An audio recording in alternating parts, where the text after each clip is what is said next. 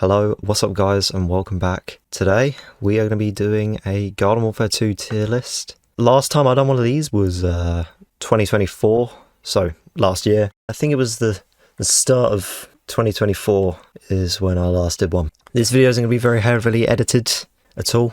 It's going to be more like a kind of like a podcast, I guess. So just, this might be like 2 hours long. So yeah, buckle your seatbelts because you're in for a ride. Or you could just view this over multiple days or whatever. But yeah, I'll be going through each character individually this time. I'm not sure if I did that last time. I think I might have. But yeah, I'm going to be going through them individually. I have actually changed my ranking quite a bit. Oh, and also, it's not only how good the character is, which I'll be ranking. I'm also going to be ranking them how fun they are. And I'm also going to be ranking how hard they are to play. And these two rankings will be done with a star system. So out of 5 stars, 5 being the most fun and the most difficult, and 1 being the least fun and the least difficult. And I will be ranking every single character with this in mind. And I'll be making it up on the spot because I haven't came up with anything. So yeah, only thing I've came up with is how good they are on the tier list. But I thought I'd do all 3 to just kind of, get it out of the way so we don't have to do multiple tier lists maybe. In the future I might do ability tier lists and other stuff. But yeah, anyway, that's enough yapping. Let's get into it, shall we? Okay, so first up we have the F students. I mean the F tier. I just couldn't help myself saying that for some reason. And as you can see right now, these are the characters in the F tier. In order from right to left is the way we're going to go, because I think the ones on the right are the worst and the ones on the left are the best. So that means on S tier, the one on the very left is going to be the best character. Top left is going to be the best character. So that means I think the worst character in the game is Chomp Thing. Where do I even start? This guy just sucks. This guy just sucks, man. He does no damage. He's got 135 health, which, given a Chomper less health and more speed, works for Hot Rod, but it doesn't work for Chomp Thing. He's still just as fast as normal Chomper, and his whole gimmick is that he regens quicker. He doesn't regen more or like faster, he just regens quicker. I might be wrong about that one, but I'm pretty sure he just regens quicker.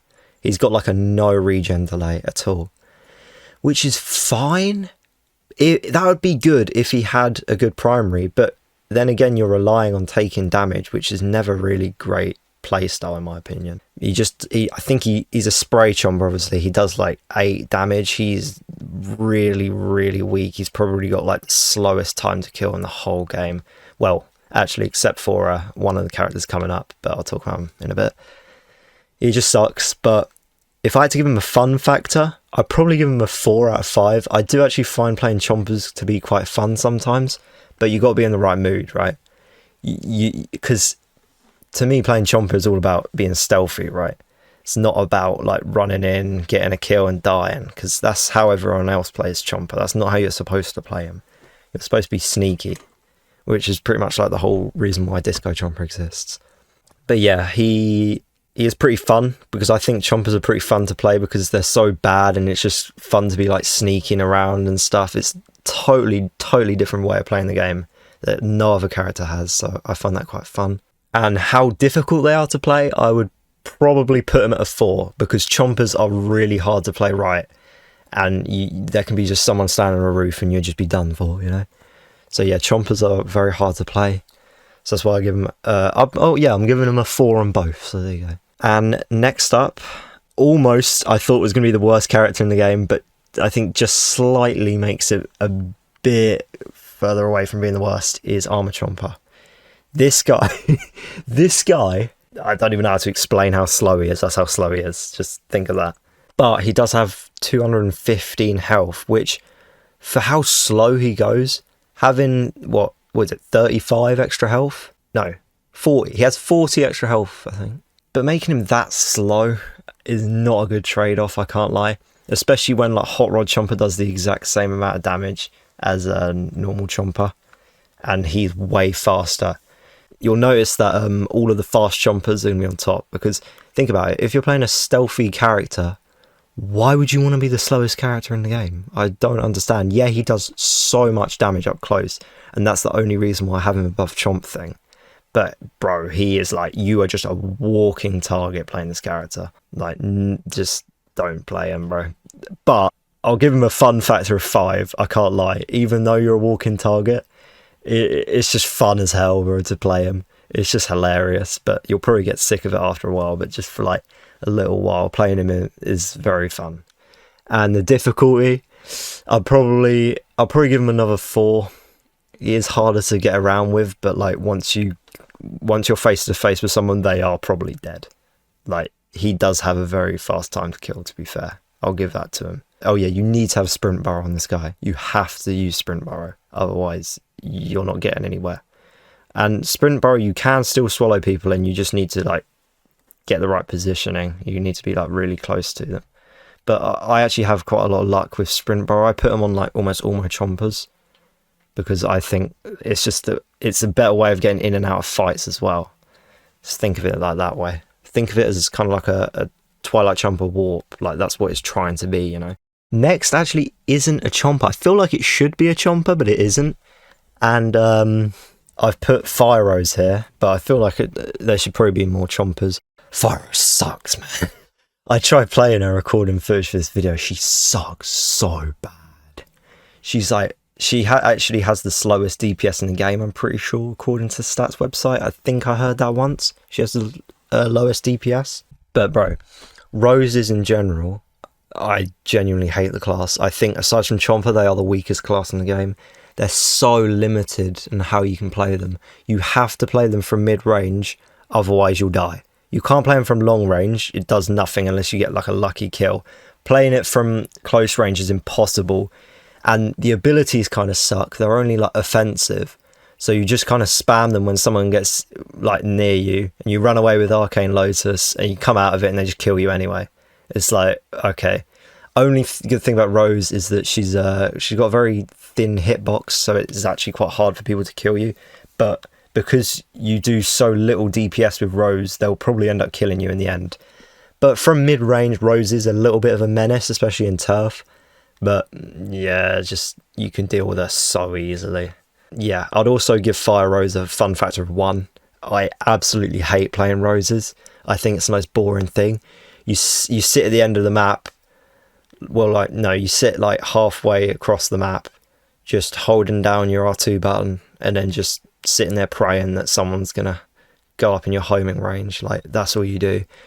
Difficulty, I'd give her probably a 3. She's pretty difficult to play, but then there is like this difficulty cap with a Rose where like there can be like insane players of Lorpy, but like someone like me, right, could probably do the same as like a professional Fire Rose player, you know what I mean? Like, there's not much of a skill ceiling.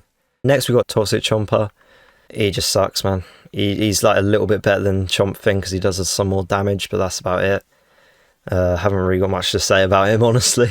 You think because he's a Toxic Chomper he's good because it's like Toxic Aura, but Toxic Aura just sucks anyway. I mean, you can infect other people through like getting someone intoxicated. That wasn't the right word. But yeah, Toxic Chomper ain't good. He's got quite low DPS for a Chomper. At least he's a spray one, so you can like mash the trigger a bit. By the way, I think in general spray chompers are a little bit better than bite chompers because you can mash the trigger and you can also just stay a bit further away, so you can spike weed and always guarantee that you're not going to swallow them. Because by the way, swallowing someone as chomper is your worst enemy. You might think it's a good thing, but it is not a good thing. It's a very bad thing. Never swallow anyone. You're just a sitting target unless you know you can swallow someone and live. But even when you know you can swallow someone and live, there still ends up being someone around the corner and it kills you. That's why I use sprint burrow over normal burrow, because at least you can like get away from anything. It's not all about swallowing people, guys. Fun factor, I'm not that big of a fan of Toxic Chomper. He's just pretty boring, so I'll give him a 3. And skill factor, I guess I'll give him a 4, because Chompers are pretty hard. Actually, no, I'll give him a... No, yeah, I'll give him a 4. I'll give him a 4. Count Chompula. Oh boy. Do I have a bone to pick with you, Count Chompula? You know what I just said about you shouldn't be swallowing people as Chomper? Well, this guy's gimmick is all about swallowing people. He's got 25 less health, and you regen like, I want to say 75 when you swallow someone. You don't even regen to full. you just regen like some of your health once you finish eating someone. And like, it's not even if you just eat them in the first place and you're still chewing on them and you start regenning, you just regen all your health once you've swallowed it. It's such a bad design. I can think of so many better ways to design this character, and they just somehow made the worst one. So yeah, it is literally just a chomper with 25 less health and some stupid gimmick that encourages you to swallow zombies, which you just shouldn't be doing. So I'd say fun factor is a 3, skill factor is a 4. So there you go. Next up is Power Chomper. I think he does a little bit more damage than Toxic, but he's got the electricity arc, so you can get quite a lot of people in your spray. Like, you can affect quite a few people. You can spam him, so you know you can do a bit more DPS. I don't really got anything to say. He's kind of the same as Toxic Chomper, just some boring variant. But fun factor, I'll give him another 3, and skill factor I'll give him a 4. Toxic Citron. This character sucks. He hits like a wet paper towel. This guy just properly sucks. Like, he does no damage. The only thing saving him from being the worst character in the game is his abilities. He's got good abilities because he's a Citron, but you're just doing no damage. I mean, he's got the cloud effect or whatever because he's a cloud character, but that gimmick just kind of sucks anyway. I don't have many cloud characters up very high. I just think it's stupid. If you're in a cloud, just move out of the way, especially if you're shooting at zombies, because zombies don't really have rooted abilities unless it's a turret or a cannon. No one goes on their cannon anyway. That ability kind of sucks. And the turret, yeah, whatever. You're going to see more plants rooted in is what I'm trying to say. I just don't think rooted abilities are very strong in the first place. But yeah, Toxic Citron just kind of sucks. I'd give him a fun factor of 2 and a skill factor of 2, to be honest. He's not very... You don't need a... Well, alright. What I mean by... No, I'm saying this wrong. Skill, I'm not saying right. It should be difficulty. I'm not talking about their skill ceiling. I'm talking about their difficulty, sorry. I think I said that first, but I've just been saying it wrong now. But yeah, anyway, now we're getting on to the DE tier, not the D tier. And the first character I've got in here is Yeti Chomper. I think his primary personally sucks, but the only reason why he's not in F is because he has a tiny bit of range.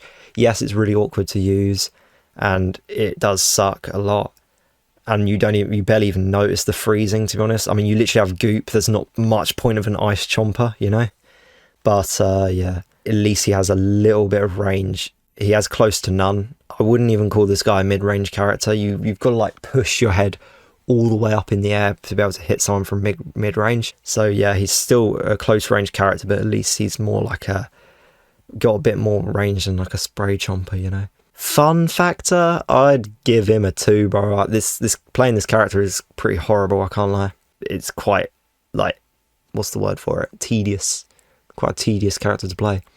I'd give his difficulty a 5, I can't lie. It's really hard to hit people with your shots, and you're playing as a chomper. So yeah, there you go. Next up is Disco Chomper. This character's existence is so hilarious to me, and I have him below Chomper for one reason only. And I'll get to it in a second, but with this character, you need to swallow and like fully digest 5 people. I think that's right. It's either 4 or 5, but I think it's 5. If it's 4, it's still ridiculous, but I think it's 5 people, and you will get your legendary meter. And getting a legendary meter isn't even good with a chomper anyway. Like, every single time I've ever got my legendary meter with this character, I run in, kill one person and die. There's not much point in getting a legendary meter to a stealth character. It's so stupid. Plus you're running around making huge amounts of noise. It just doesn't work for a stealth character. Chomper's just like, it wants to be a stealth character, but it just isn't designed to be because they make so much noise. And the reason why I have him below Chomper is because it encourages you to swallow people, which you shouldn't be doing. So you're probably going to get killed more than you're going to get killed playing Chomper. And that is the only reason why I have him below. He should be above. Technically, he should be above, but he isn't. I just find it so funny I had to put him one below. Fun factor. To be fair, trying to get the disco time, I'm going to have to give him a 5 because it's just hilarious trying to get that disco time. It's like a literal mission in itself. And difficulty, if you're trying to get the meter, I'll give him a 5 on both. There you go, because yeah. And next up we have normal Chomper. Does what, 30 damage, 35 damage. Sucks kinda, but not as much as the other ones, because at least he does good damage. The spray chompers don't do as much damage as him, bar fire chomper. And yeah, so Chomper, I'll give his fun factor a 3, I guess. Actually no, I'll give him a 4, because I think I gave the others a 4. And I'll give his difficulty a 4 as well. Now we got Fire Chomper. I think he's a little bit better than the other spray chompers, but not by a lot. Just enough to have him up a tier. He does do more damage overall because of fire damage, and I think he does do more base damage than the other two, but I might be wrong. But yeah, you can trigger spam this guy, and he's I was about to say he's not bad, but he is bad. He's just not as bad as like Toxic or Power Chomper. I'll give his fun rating a 4 and his difficulty a 4 as well. Next up, we have another one of my least favourite characters, Frost Rose. It's kind of like Fire Rose, but the only difference I can really tell is that, well, obviously she can freeze people, which is better than Fire in her case, because the fully charged freeze shot does actually freeze you for quite a lot. I'll give her that. And the projectile speed is like eerily fast. I don't know why I said eerily, but it is very fast for some reason. Her fully charged projectile speed, I think it's faster than her normal shots. It's really, really weird to play. But that's the only reason why I got her above Fire Rose. I think they do the exact same damage. I still don't like playing charged roses. It just feels really awkward. If you miss that first shot, then you just gotta, you know, you can't really rely on your uncharged shots like most other charged characters can. Bar one that's coming up. But yeah, she just kind of sucks. She's weird to play, like many of the other roses. And I'll give her fun factor a 1, because I just hate roses. And I'll give her difficulty a 3, because she's probably harder to play than other roses, alongside Fire Rose. Alright, now we got my boy AC Perry. He just sucks. His weapon feels a lot like Toxic Citron. I think it does a little bit more damage, but it's just weird. Like, why would you have that kind of weapon on an engineer? Feels so strange to me. Like, yeah, you can freeze people, but I think once you've frozen them, you kind of can't do enough damage to kill them anyway. That's how small amount of damage he does. But for some reason, he's kind of fun to play, so I'll give his fun factor a 3 out of 5, and his difficulty, I'll give it a 3 again. He's not that difficult to play, but I wouldn't give it a 2. I guess he's difficult to play because he's bad. You know what I mean? Oh boy, now we've got the character that rewards you for being bad at the game. It's Plumber. So compare this guy to Engineer. He does less base damage, like when you actually hit a shot, but more damage for splash. Well, no, he's not doing more damage for splash than he is for hitting a shot. He's doing more damage than Engineer's splash, but less damage for base Engineer's shot that you actually hit. So yeah, he's the Engineer that rewards you for being bad at the game, yet you've got to unlock him. So that means you've got to play harder characters to get the easier character. That's why he's a stupid design character. He should be the base Engineer then. But yeah, he kind of sucks. You're doing not a lot of damage at all when you hit, and he's got less ammo. His projectiles take longer to shoot, and yeah, it's not pretty really. I give him a fun factor of probably 1, I can't lie, and a difficulty of 1, because he is very easy to play. If you're bad at the game, you just got to shoot at the floor, right? So next we have Captain Squawk. I don't like playing this character. I know a lot of people do. He's got 1 shot in his sniper chamber, and he's got that stupid shotgun ability where he just sprays. He sprays that stupid toxic seagull thing. That is a very, very bad secondary attack. It's worse than Toxic Chomper Spray by quite a lot. Like, yeah, you can trigger spam it, but every other Captain Deadbeard's shotgun is way better than that. Plus, you can do this thing with Captain Deadbeard's shotgun where you interchange from the shotgun and the scope shot. So you go shotgun, scope shot, and it kills them so fast. But you can't do that with this character, really. I mean, I guess you can like try and quick scope, but it doesn't work the same. He just feels limited, even though a whole point of a dead bid is that they give you options because they give you a shotgun, but his shotgun's so bad that you still feel limited. You're either fighting from really close range or really far away range, and his reload just takes too long as well. He's just an awkward character to play. Most of these bottom tiers are really awkward to play, and I've just never felt comfortable playing any of these characters. So for Captain Squawk, I would give his fun factor. I'll probably give him a 3. He can be pretty fun sometimes. Sometimes you're messing around, just play him. And I'll give his difficulty. Is it a 5? Yeah, I'll give him a 5. Come on now. He's a hard character to play. You've got to be pretty good at him. Next up is Jade Cactus, another character that actually rewards you for being bad at the game.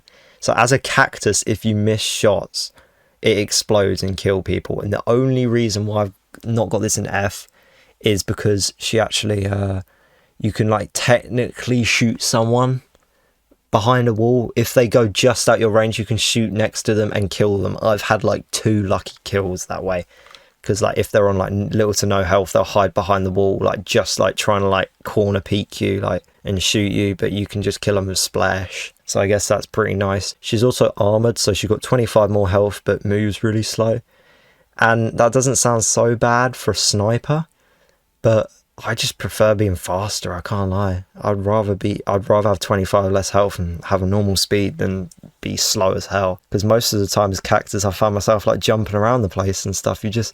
You can dodge 25 health if you're as nimble as a Cactus, but you'll just get hit for the same amount, It kind of evens out, and it just ends up you just having a worse experience. So I give her fun factor a 2, and I'll give her difficulty a 2 as well, because it does reward you for missing your shots, but you still got to be accurate because you're playing as a Cactus. Next is Motocross Star. This guy is just some sad character, man.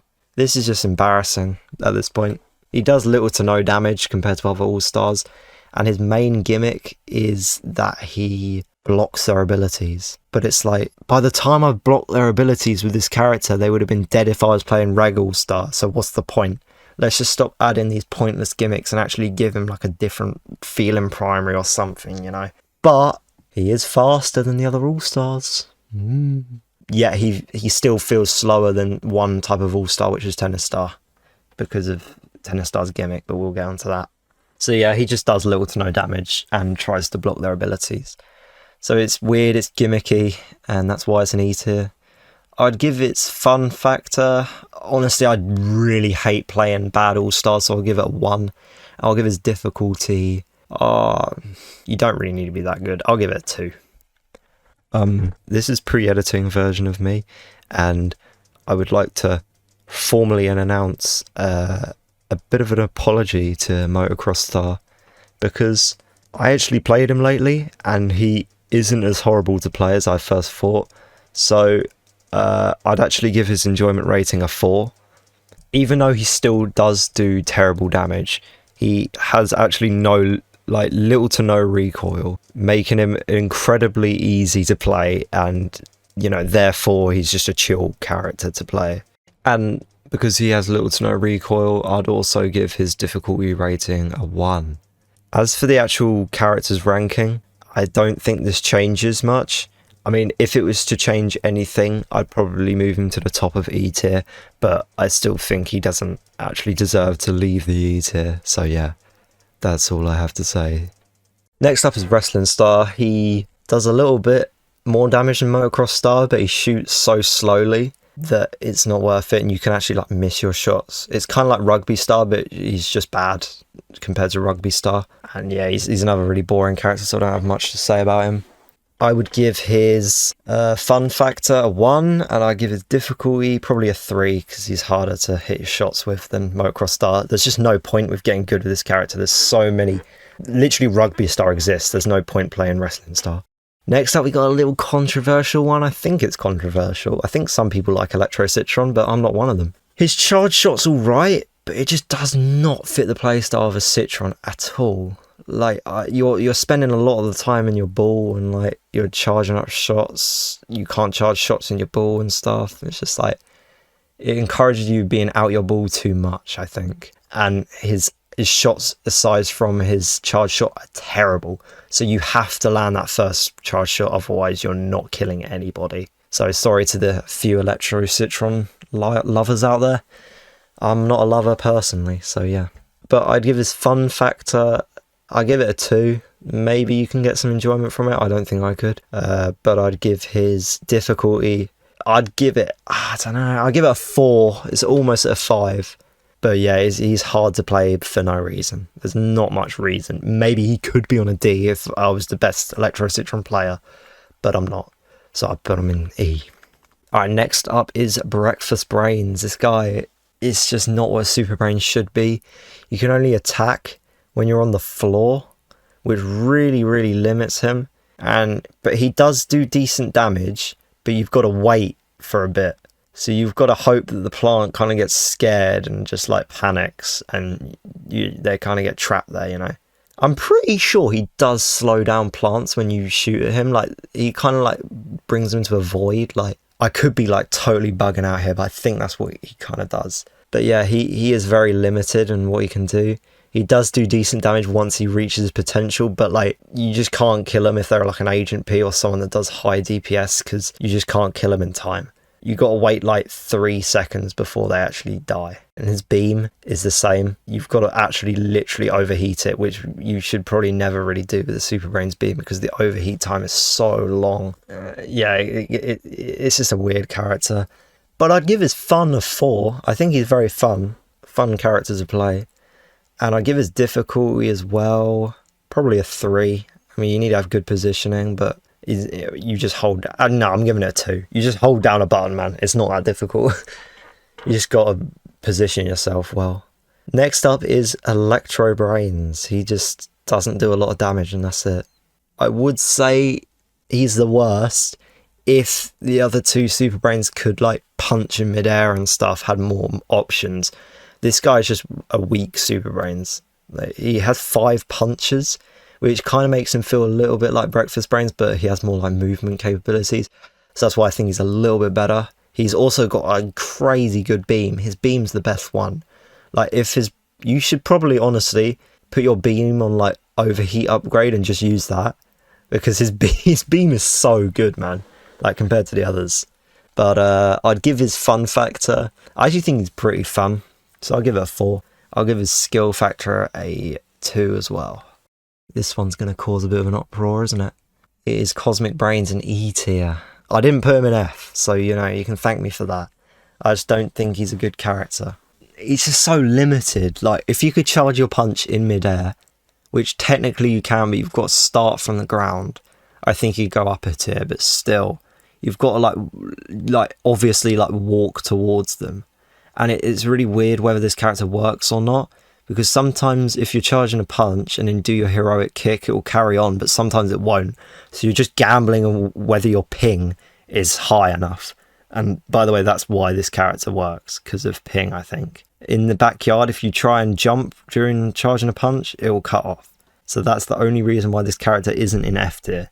If you couldn't charge your shot mid-air, bro, he'd be like the worst character. He'd genuinely be the worst character in the game. But all I think is just like, you see him running towards you, and like, oh, okay, I'm going to leave now. Just don't go near him.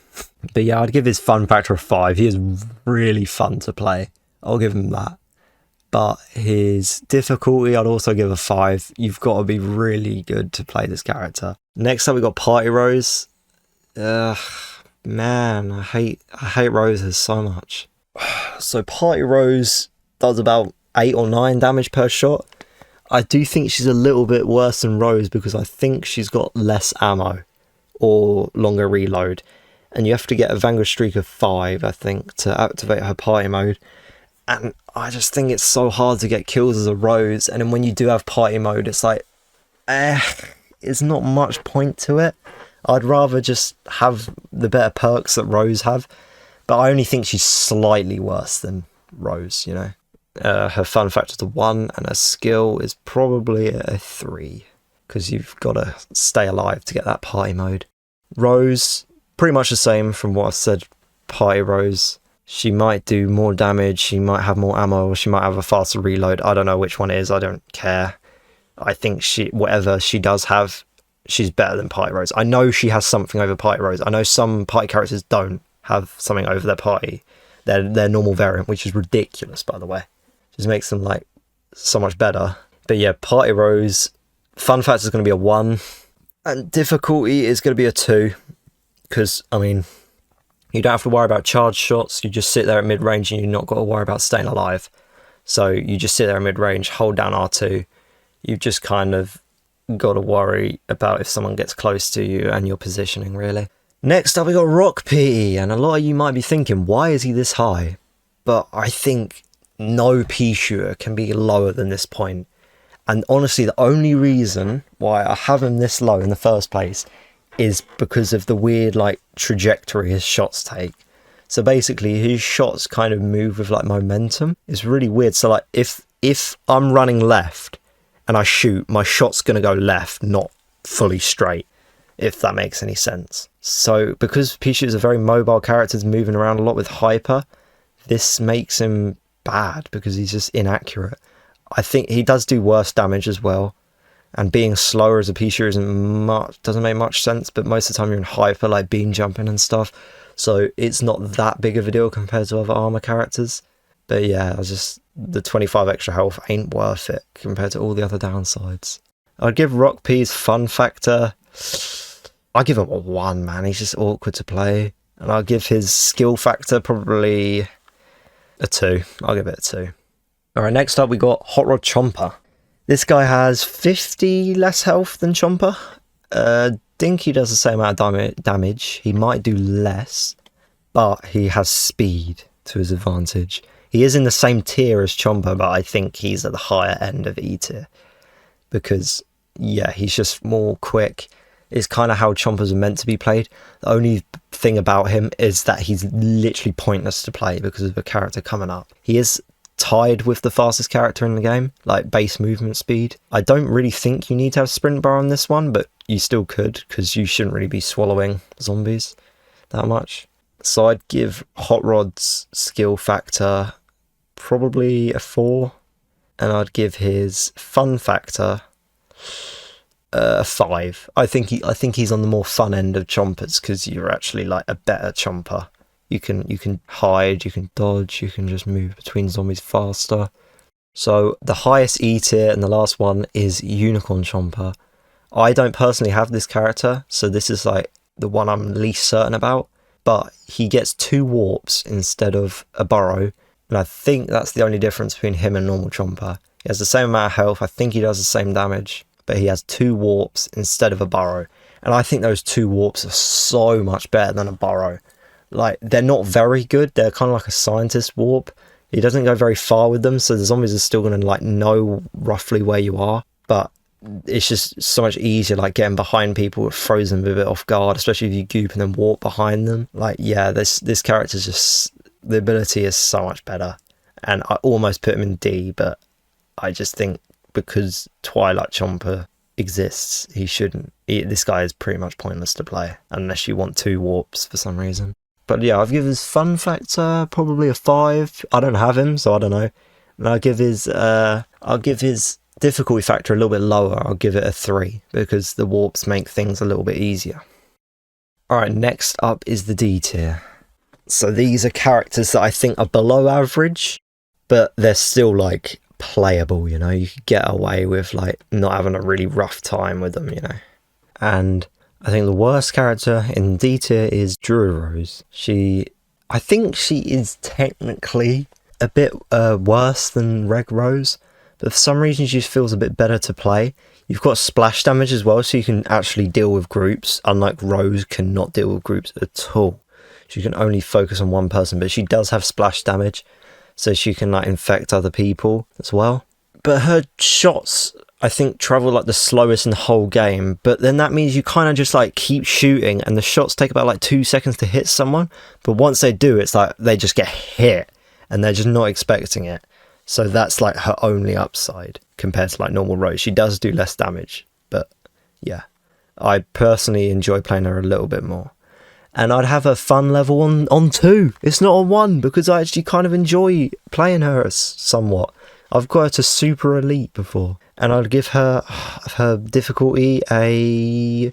Honestly, I give it a 1. I think that she's easier to play than normal Rose. I give it a 1. Now we have Electrician. This is just kind of like Plumber, but I think he's got the electric arc. I think that might be the only difference. I think he might have a bit more splash. He just feels a bit better to play than Plumber. I think he might have more ammo and can shoot faster as well. And he's got the electric arc, but he probably does less damage. He just feels better to play. I don't know. But I'm no expert. I don't really play engineers at all, aside from a select few. But I'd give him a fun factor of 2, and I'd give him a difficulty factor of 1. He's not very hard to play at all.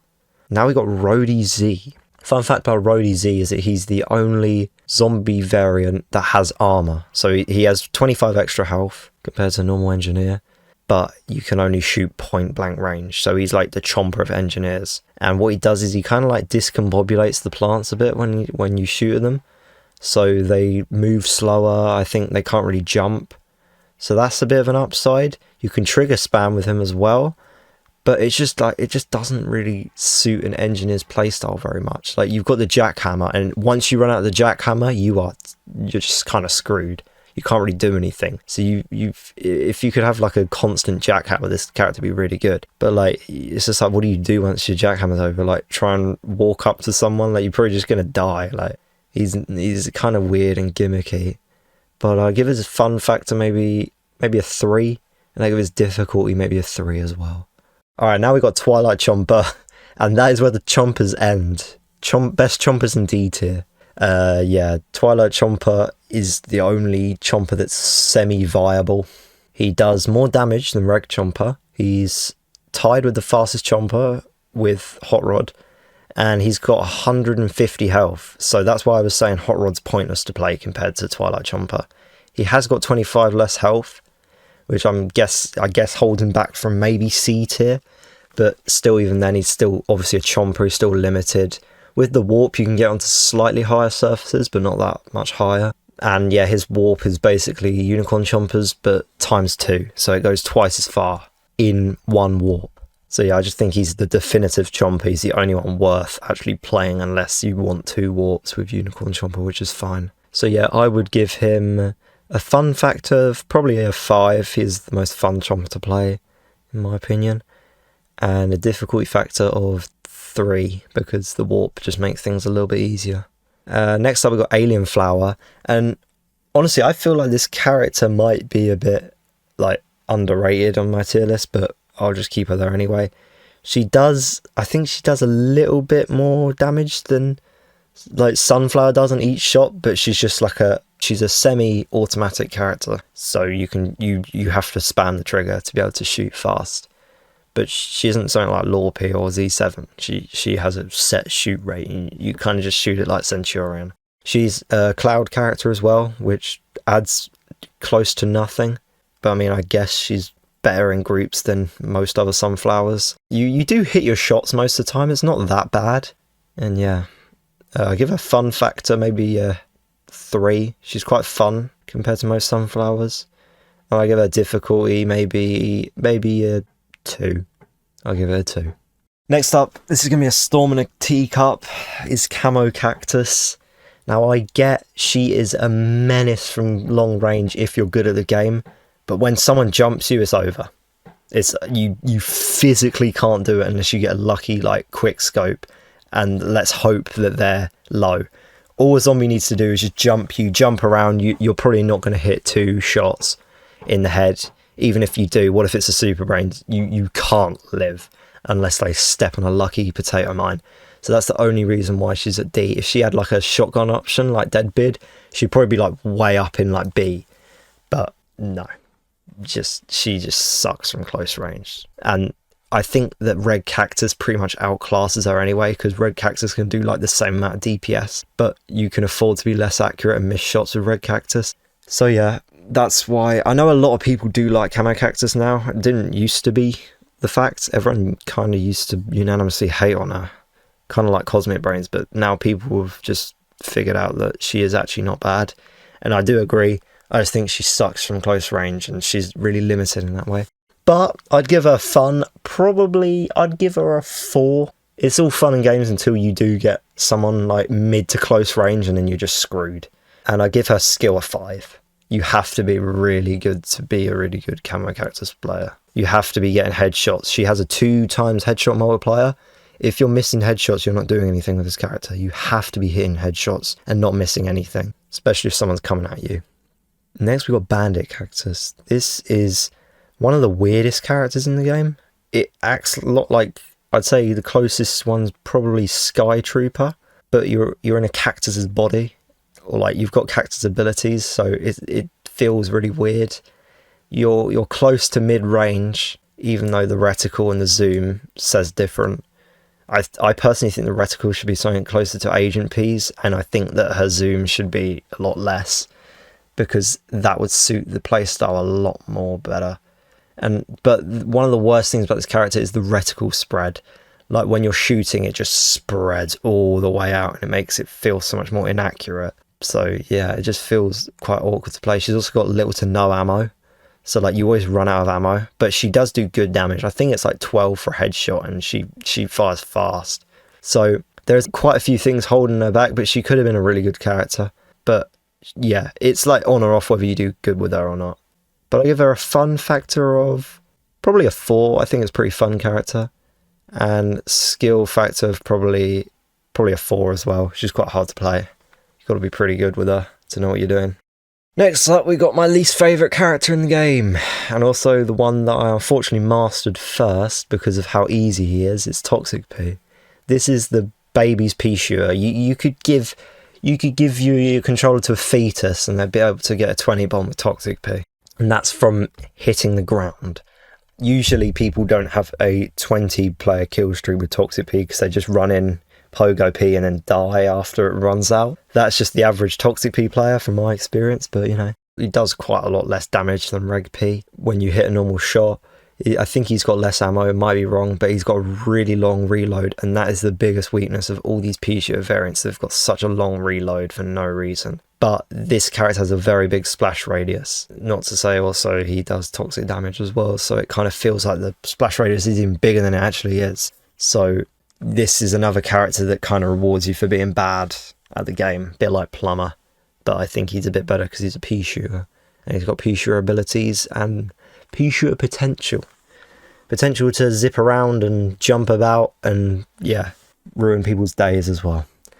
I'll give him a fun factor of 2, I guess, and I give him a difficulty factor of 1 because anybody could play this character. Next up, we've got Fire P, pretty similar to Toxic P. Aside from he's got a smaller splash radius and he just does more damage because of fire damage. I think they do the exact same damage. Yeah. He's a little bit harder to play than Toxic P, but I think he's kind of still at a 1 because he's got splash fire damage, so it kind of works a little bit better than Toxic P in my opinion. And his fun factor, I guess, is at a 2 as well. I don't find him very fun. Next up, we got Dr. Toxic, and yeah, this is my lowest rated scientist. I just think he's pointless to play. He's literally pointless to play. I think he does like 40 damage, 45 damage, and Physicist just does more damage than him. He does have a higher clip size, I think, by like 1, but it doesn't really make much of a difference when you're dead, you know.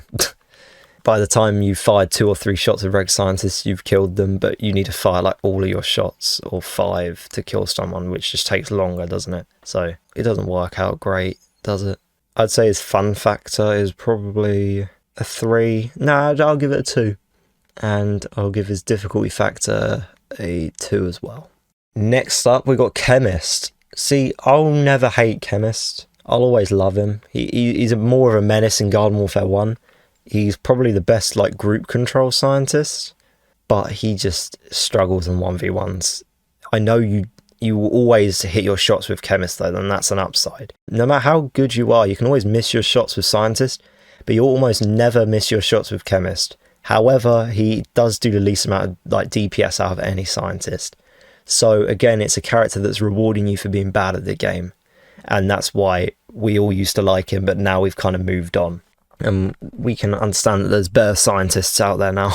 But yeah, I will never hate Chemist. I'll give him a fun factor of probably a 4. I still think he's a fun character to play, especially he's just the most brain dead character. You just warp in, just spam the trigger and leave, you know? And I'll give his difficulty a 1 as well. I think anyone can pretty much pick up and play this character. You just need to worry about positioning.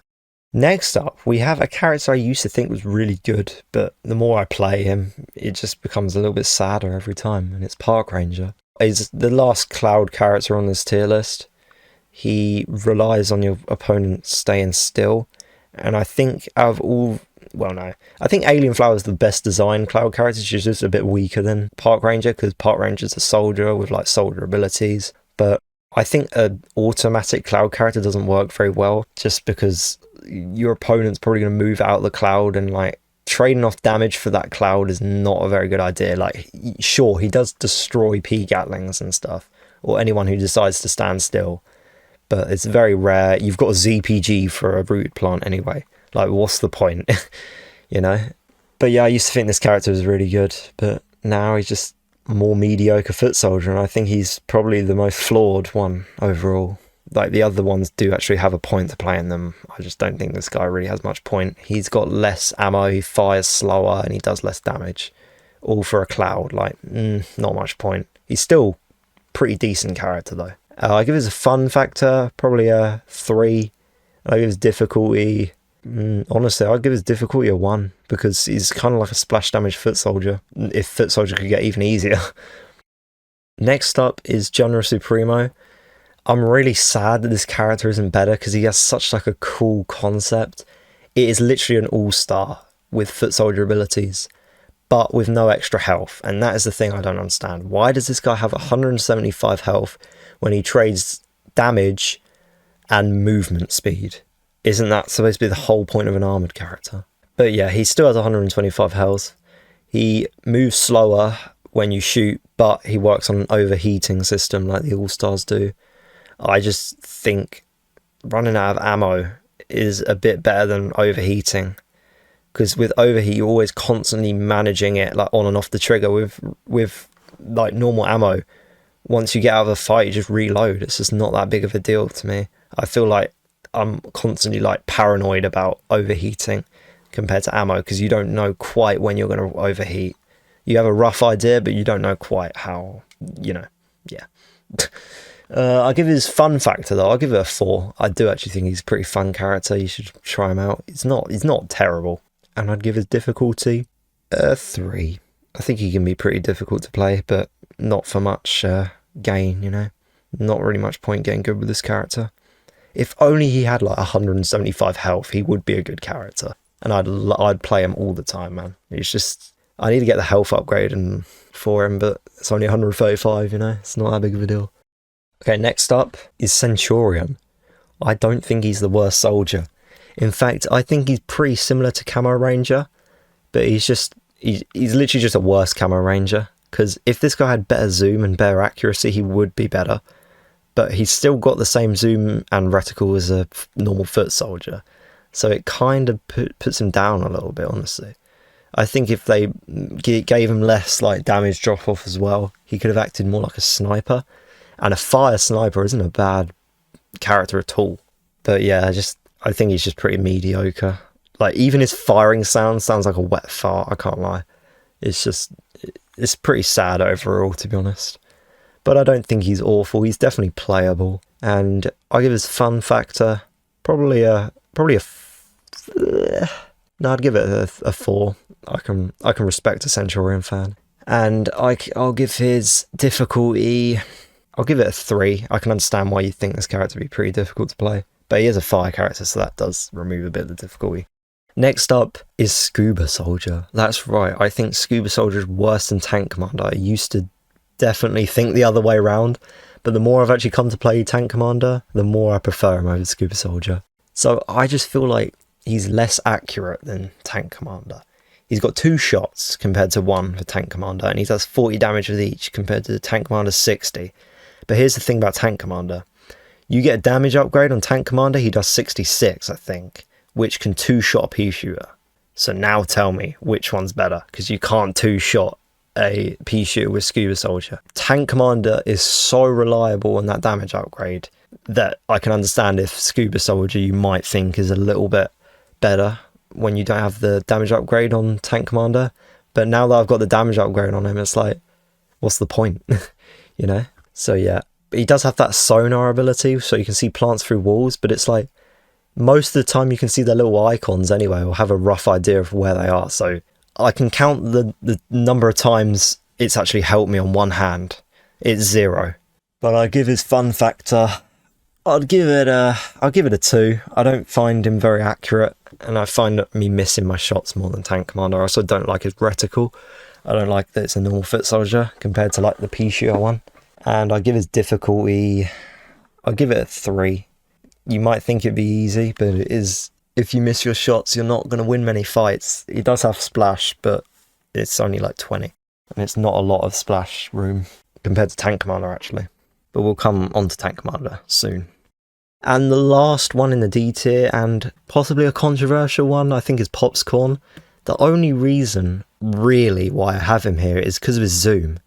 My guy does not need to have so much zoom. It's trying to be a Corn sniper character with a triple shot, and I think sniper characters with triple shots is just a stupid idea anyway. Like, triple or double shot characters, sure, they can kind of work from like mid-range, and that's about it. But long-range triple shot characters, like, what are we doing here, man? Like, I'd rather just properly aim one shot that I know is going to do a lot of damage compared to try and aim a triple shot, because you kind of got to predict where they go as well and make sure all the shots land for it to be like full potential. So I don't think a triple shot sniper character is very good. I also don't think a triple shot sniper character for a Corn class is very good as well. It's not like soldiers where his abilities kind of complement a sniper playstyle. Corn abilities really just don't. Huskop, you need to be close up and personal. I know you can use it to get on roofs, but then you're just kind of wasting one of your best abilities. And the shuck shot's less accurate than the ZPG as well. So I just think he's a bit of a poorly designed character. If he was more like based on a mid-range triple shot character, I think I'd probably have him in C tier, to be honest. But he just feels awkward to play. No offense to the guy, I do think he's a decent character, but I just think he's a little bit underpowered. So I would give Popscorn's enjoyment rating a 2 out of 5. I'm not the biggest fan. And his difficulty, a 3. Okay, now we are moving on to the C tier. These characters, I believe, are perfectly balanced. I probably wouldn't do anything to change them. I think these are like fair and balanced characters. Obviously, they could be better, especially the ones lower down. But they're not terrible, you know, they're still like perfectly viable. And unfortunately, on this tier, I have Necrose. This character, she's too overrated, man. Like, sure, you're jinxing people, right? So you can do a normal amount of damage to them. At that point, just make her, like, do more damage. It's kind of a weird idea. Obviously, I understand it's supposed to be more of a support class. So, like, you jinx someone, everyone does more damage to them. But it's just kind of like, what, are they stealing your kill now? Because this game isn't a team shooter, really. It's not like an Overwatch or a Valorant, you know? You're not relying on your team to do much. You're kind of more relying on yourself and what you can do and like worrying about kills. I know obviously there are healers and support characters, but most of the time you're not really working that much as a team. You're just kind of doing your own thing, getting kills. So this character doesn't really work in a game like this, but I respect its existence, to be honest. I don't hate it. I think it is the best Rose. Probably a bit more awkward to play than Druid Rose because it is a charged Rose. If you miss that charge shot, you're not doing any damage. The most heavily reliant charge character in the game. I'll give her a fun factor, maybe a 2. And difficulty, probably a 3 as well. Like the other charge Roses. Alright, now we have a whole bunch of All-Stars lined up together. And I'm going to go through them quite quickly because honestly, I think All-Stars are a pretty boring class. They're all very similar. And there's only just a few differences. So first up, we've got Golf Star. He's quite a contradicting character. He has the highest zoom out of any All-Star, yet he's got very, very weird recoil. It just goes up and down and it makes it feel really inaccurate. So it's kind of, in the end, works out better in mid-range. But he does do very high DPS and he has a decent overheat. It's more on the shorter side. But I think he is just like kind of a worse hockey star. And I think I'll give the fun factor maybe a 3, and difficulty probably a 3 as well. Next up is Baseball Star. This guy is literally just a worse hockey star. Yes, he does more DPS, but he overheats very fast, so you've got to rely on, that first overheat. Otherwise, they're going to kill you in your overheat time. I'd give him a fun factor of a 3 and a difficulty of a 4, because you've got to watch out for that overheat. Next up is Rugby. He is a bit of a stranger all-star because he fires so slow, but every shot does like good damage. It's like 20 something damage for each shot, I think. It's quite weird. I think what it does is it's one of those things where it like adds up the damage like in 2 shots. So you look like you're doing more damage than you are, but you're not really. Some characters have that. It's really strange. Or it's either the rugby balls do different amounts of damage, which I'm not sure about. Or it's like RNG based, but I don't think that would be the case. I'm not quite sure. I don't really play this character. But yeah, obviously you can like miss shots more compared to like the fastest shooting all-stars. So I do think that is a big weakness of his, but he does do decent damage. Like he's pretty good from like mid to close range, as long as you hit your shots. So I'd give him a fun factor of probably a 2 and a skill factor of a 4, because you've got to hit your shots. Next is Tennis Star. I think this is kind of slept on, this character. A lot of people think he's bad, and yes, he does do quite a lot less DPS than other all-stars, but you can pretty much freely move while you shoot, which is unlike any other all-star. It kind of like throws people off guard a little bit because people aren't expecting it, and I don't even know if many people watching this know about his ability. So yeah, he does move fast while he shoots, and that's what I'm saying about Motocross Star being the fastest all-star, when in reality Tennis Star feels a lot faster, because most of the time you are like holding down that zoom button or shooting, so it kind of works out with Tennis Star being the most like agile all-star. And yeah, I quite like it for that, and I think it's a pretty fun character as well. So I'd give its fun factor a 4, and I'd give its difficulty probably a 2 as well, because you just need to like work on understanding how like it feels, because it feels a lot different to other all-stars, but technically it should be easier than playing other all-stars. Next up is Cricket Star. I just think he's just a weaker all-star really for fire damage. Most fire characters are this way. They just cut off some damage so that they can have a fire effect. It's quite boring. So yeah, don't really have much more to say about him. I don't really understand why you'd want a fire all-star, because like, I don't know, you seem to be quite in their face. So fire, especially if there's no splash, doesn't seem to be that useful, but it's all right. I just think normal all-star's a bit better. So yeah, I put this fun factor at a 2, and skill factor at a 2 as well. And last all-star, finally, is Goalie Star. The reason I think he's the best out of all of these is not because of his DPS, definitely not because of his DPS, but he can freeze people quite quickly. And because of an all-star's abilities, you can finish them off quite quickly after that. So you can imp punt or sprint tackle as well. And he has quite a long overheat as well, so you could just finish him off with your primary. But still, I think it's pointless playing this character. Just play normal all-star. He does more damage, So I put his fun factor maybe a 3, because it's quite cool to do the combos. And skill factor at probably a 3 as well, because you've got to actually be able to know what you're doing once they're frozen, A little bit more skill needed. So next we had a character that's kind of on itself, a bit odd in this tier exactly, is Ice P. He's just a worse P shooter, but slightly better than Fire P in my opinion, because you can freeze someone in 4 shots, right? Which isn't many, but I don't know, by the time P shooter hits 4 shots on most zombies, they're dead. But this guy is you're just kind of freezing them for no reason. The only thing I can think of, which is quite good, is Splash. Like, you can slow someone down with like Splash and stuff, so they're easier to hit with their main shots. But yeah, then again, he's just got slow reload. But I forgot about this. He does have 2 extra ammo. I think he has 2 extra ammo. I think he has 14 with the ammo upgrade on, which is quite a lot for a P shooter, honestly. So yeah, you can just keep spamming that weapon for a little bit longer. So that's why I think he's a little bit above 5p, but not much. But yeah, Ice P's fun factor, I'd give it a 2, and I'd give the skill probably a 1, to be honest, as well, because you just got to hit around them and they'll freeze and stuff, and it's just not that much skill needed, to be honest. Now we have some imps. The first imp, I think, is Lil Drake. I'm not a big Lil Drake fan. I think his mech is the worst one out of all the mechs. You're relying on being too close to the enemy, and having such a big hitbox is not a great idea, like running headfirst into a group of plants. Like, you're just going to get killed instantly. He's got that dash ability though, to be fair, but yeah, it's alright. It's just mostly to get in and out of places. Mostly in, and then you have no way out aside from rejecting. And then you've got that other ability, which still to this day I don't even know what it does. I think it's a shield, but I could be wrong. I don't know what it does. I just equip it and then just forget about it. I don't actually know what it don't know what it does, I can't lie. But his primary's alright. I would say he's a better mid-range imp compared to Reg Imp.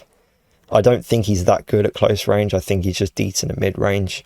The fire damage is quite nice, and I do think he's got a pretty good primary. It's just his mech that's really disappointing. And I'd give Lil Drake fun rating probably a 3 out of 5 stars, because I think imps are just pretty fun anyway, because you got the mech and like you can jump around and stuff. And I give his skill rating 2 stars. Honestly, there's not much more skill you can have than 2 stars. I think, especially with the mech, you're quite limited in the mech. So next up is another imp. It's Pylon Imp. Pylon Imp shoots in 2, I think, not 3. Yeah, 2. Shoots 2 at a time, and he's kind of a splash damage imp, weirdly. But he does do decent damage, like, overall. It just feels a bit awkward to play, especially for an imp. He's better at mid-range than short range. And his mech is probably on the worst side of imp mechs, but it's not that bad. Like, the primary does a lot of splash damage. He's the best crowd control imp, there's that. And it's the fastest mech as well, but it's got the least amount of health, which usually I'd say fast things are better than slow things, but with a Z mech, it doesn't really matter how fast you are, you're still going to get shot at. So I think just having a good DPS is essential to a mech, which Pylon doesn't really have. He's also got the mines in his mech as well, which is really weird, because I just find having it on a mech is strange, and they're really obvious to spot as a plant, but like they do a ton of damage, so sometimes you get kills. I don't know, it's kind of weird for a mech ability. But yeah, I'll give him a fun ranking of probably a 3 and a skill ranking of 1. He is the easiest imp to play by far. Only thing you kind of got to worry about is your movement, but that's not that hard. Just double tap X or A or spacebar. Let's not be discriminative here. This next one's quite controversial. It's Zoologist. The reason why I have him so low is he's kind of similar to Chemist. He's just so limited. Like, you can't shoot closer than your face. Most of the time you're not missing your shots, but you need to be point blank. I'm talking like touching distance. I'm talking like smell their breath distance. Like, at least with Chemist you've got some range. This guy can't deal with crowds, got no range whatsoever, but he does have a high DPS. He has one of the highest scientist DPSs. I just think he's just a bit pointless to play when things like Reg and computer scientists exist, really. I just think he's a bit limited as well. He does have a very fast reload, I think. But yeah, I'd say his fun factor is probably a 4.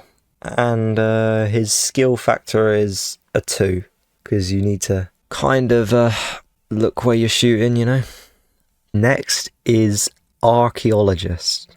I actually have him above Zoologist. Some people might think Archaeologist is the worst scientist, but he's really like, he's just a harmless guy. He's like, I actually think Archaeologist would probably, in my expert opinion, is the most balanced character in the whole game. Like, when do you ever hear anyone have a take on this character? No one ever says he's good, but a lot of people kind of say he's bad. I have literally just contradicted myself there. No, but people say he's bad because no one has ever played him. If you play him, you know he does decent damage. He's also one of the best scientists from range. He's got tons of ammo. You never need to worry about running out of ammo. Only thing is, he just doesn't have good DPS. Like, from closer range, you're probably going to get killed. You just need to kind of stay at that like mid-range point. Just kind of stay a little bit further away when you're like shooting a plant. rather than like right in their face, you know. But I do think he's a decent character, and I actually quite enjoy him. So I'd give him a 4 stars, and I give him a difficulty of 3. 3, because you got to kind of know what you're doing a little bit more. Next is Welder. I don't have a strong opinion on most of these engineers, but I know that Welder is a little bit better than most of the variant engineers. Well, I'd say he's better than Electrician, because he kind of doesn't have as much splash, but he does a bit more direct damage, I think. But it's just another fire character, really. He just does fire damage and trade off with some damage, and that's about it. I got nothing else to say. I'd say his fun factor is, I don't know, a 2, and his skill factor is probably a 2 as well. Next is Frozen Citron, also known as, well, Ice Citron, I guess. I don't know why I said that. But Frozen Citron seems to be a bit of a pointless character to me, because what's the point of an Ice Citron when EM Peach exists? Like, yeah, you might run out of EM Peach. I mean, I guess what you can do is EM Peach them, then shoot them, and then they'll be frozen. So if you want to do that, then you can. But you might as well just EM Peach them, use regular Citron, and then they'll be dead by the time this guy's frozen them anyway. So, I mean, play Frozen Citron if you want, but you're kind of just wasting your time. He's kind of like Ice P, or every other Frozen character for that matter. It just doesn't really make much sense to play him, but go knock yourself out if you want to, you know. I'll give his fun factor a 3, because Citrons are pretty fun in general, and he's not that bad. And I'd give his difficulty a 2. Next, we have Barbecue Corn. This guy is the Sky Trooper of Colonel Corns, because he's got little ammo, fires quicker, and does a little bit less damage, so he ends up having about a little bit higher DPS. But I don't think he does have higher DPS than Colonel Corn, I can't lie. It's literally just like you just drain all your bullets, and then they better be dead, otherwise they're going to kill you. But I think he does have a pretty fast reload. He's also got fire damage, so he's just decent. Literally like mid-tier character. It's what he lives in the CT, you know. So I'd say his fun factor is probably a 4. I think he's a pretty fun character. And his skill factor out of 5 is a 3. Because you've got to be a little bit better than Colonel Corn to do well with him. Next up, we've got Mob Cob.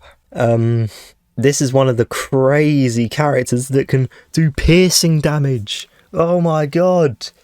The amount of times I have killed someone from shooting through another person is off the charts. I'm joking. It's not even on the charts. Like, you're trading valuable damage and fire rate for a perk that doesn't even exist. Like, no one's ever got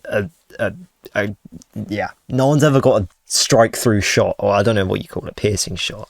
It ends up him being a slower firing version of Colonel Corn, and that's it. And he does less damage. But Colonel Corn is an extremely good character, so you can afford to have a worse version of an extremely good character, you know what I mean? So that's why he's not like lower than this. He's still an alright character. For some reason, I mastered him before Colonel Corn, and I don't know why. I'm not quite sure. Maybe I like the way he sounds when he shoots, because that does sound pretty cool. I guess the way he looks as well, maybe. I don't know. I think his tie is kind of stupid, though. Never mind that.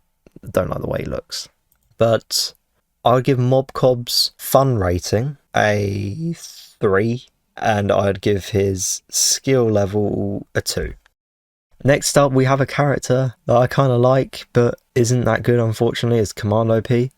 Isn't as good as I wanted it to be. It's more, I should say. I think two of the biggest things holding back is, one, his reticle. Why is it the same as a normal pea shooter's one? Why is it a circle? It should be a foot soldier one. It would just make the character so much easier to play, so much more accurate. And 2, he always does headshot damage. So that means you can't headshot people, even though you definitely should be able to headshot people. I think those are the biggest 2 problems, and if those 2 problems were fixed, he'd probably be like A tier, honestly.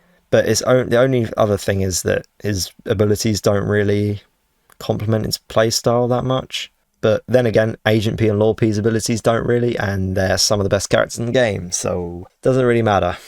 So I'd give Commando P's fun rating probably a 4. I think he's a pretty fun character.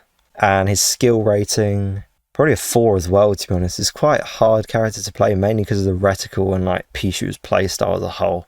It's pretty weird and funky to play him, but you know, it's quite a cool character once you actually get the hang of him. Next up, we have the long-awaited tank commander that we were talking about before. He does 60 damage per shot, 66 if you got the damage upgrade. And this character sucks at that damage upgrade. You need that damage upgrade. Because you can 2-shot pea shooters, you can 2-shot cacti, you can almost 2-shot corn, you can throw your stink cloud down, hopefully get some damage, 2-shot corn. You can do the same with many other 150 health characters. But I mean, you can always 2-shot a sunflower no matter what, or a rose. But like stuff like citrons are a little bit harder. You can still deal with them, but like you might end up dying more with a citron, especially a torchwood. Torchwoods are very hard to deal with the tank commander because he's not great from long range. In fact, he's quite bad from long range. From mid range, he's alright. From short range, he's very good. So yeah, you'll end up just coming in short range, jumping around someone, just spamming rockets down their throat, really. But I also recommend putting the other type of ZPG on, the multi-ZPG, because you're always shooting one shot. So I just feel like having multi-ZPG is a little bit better. I don't know why. I just prefer it, because it actually feels like you're doing a little bit different, you know. But I give his fun factor, I'll give him a 5. I really like him. I'll give his skill factor I think I'd just give him a 4. Sure, you can do splash damage, but you can't really be affording to do splash damage. His difficulty is at a 4. I keep using skill factor again. God damn it. Just know when I mean skill factor, I mean how hard they are to play, not how good they can be or something. Next is Vampire Flower.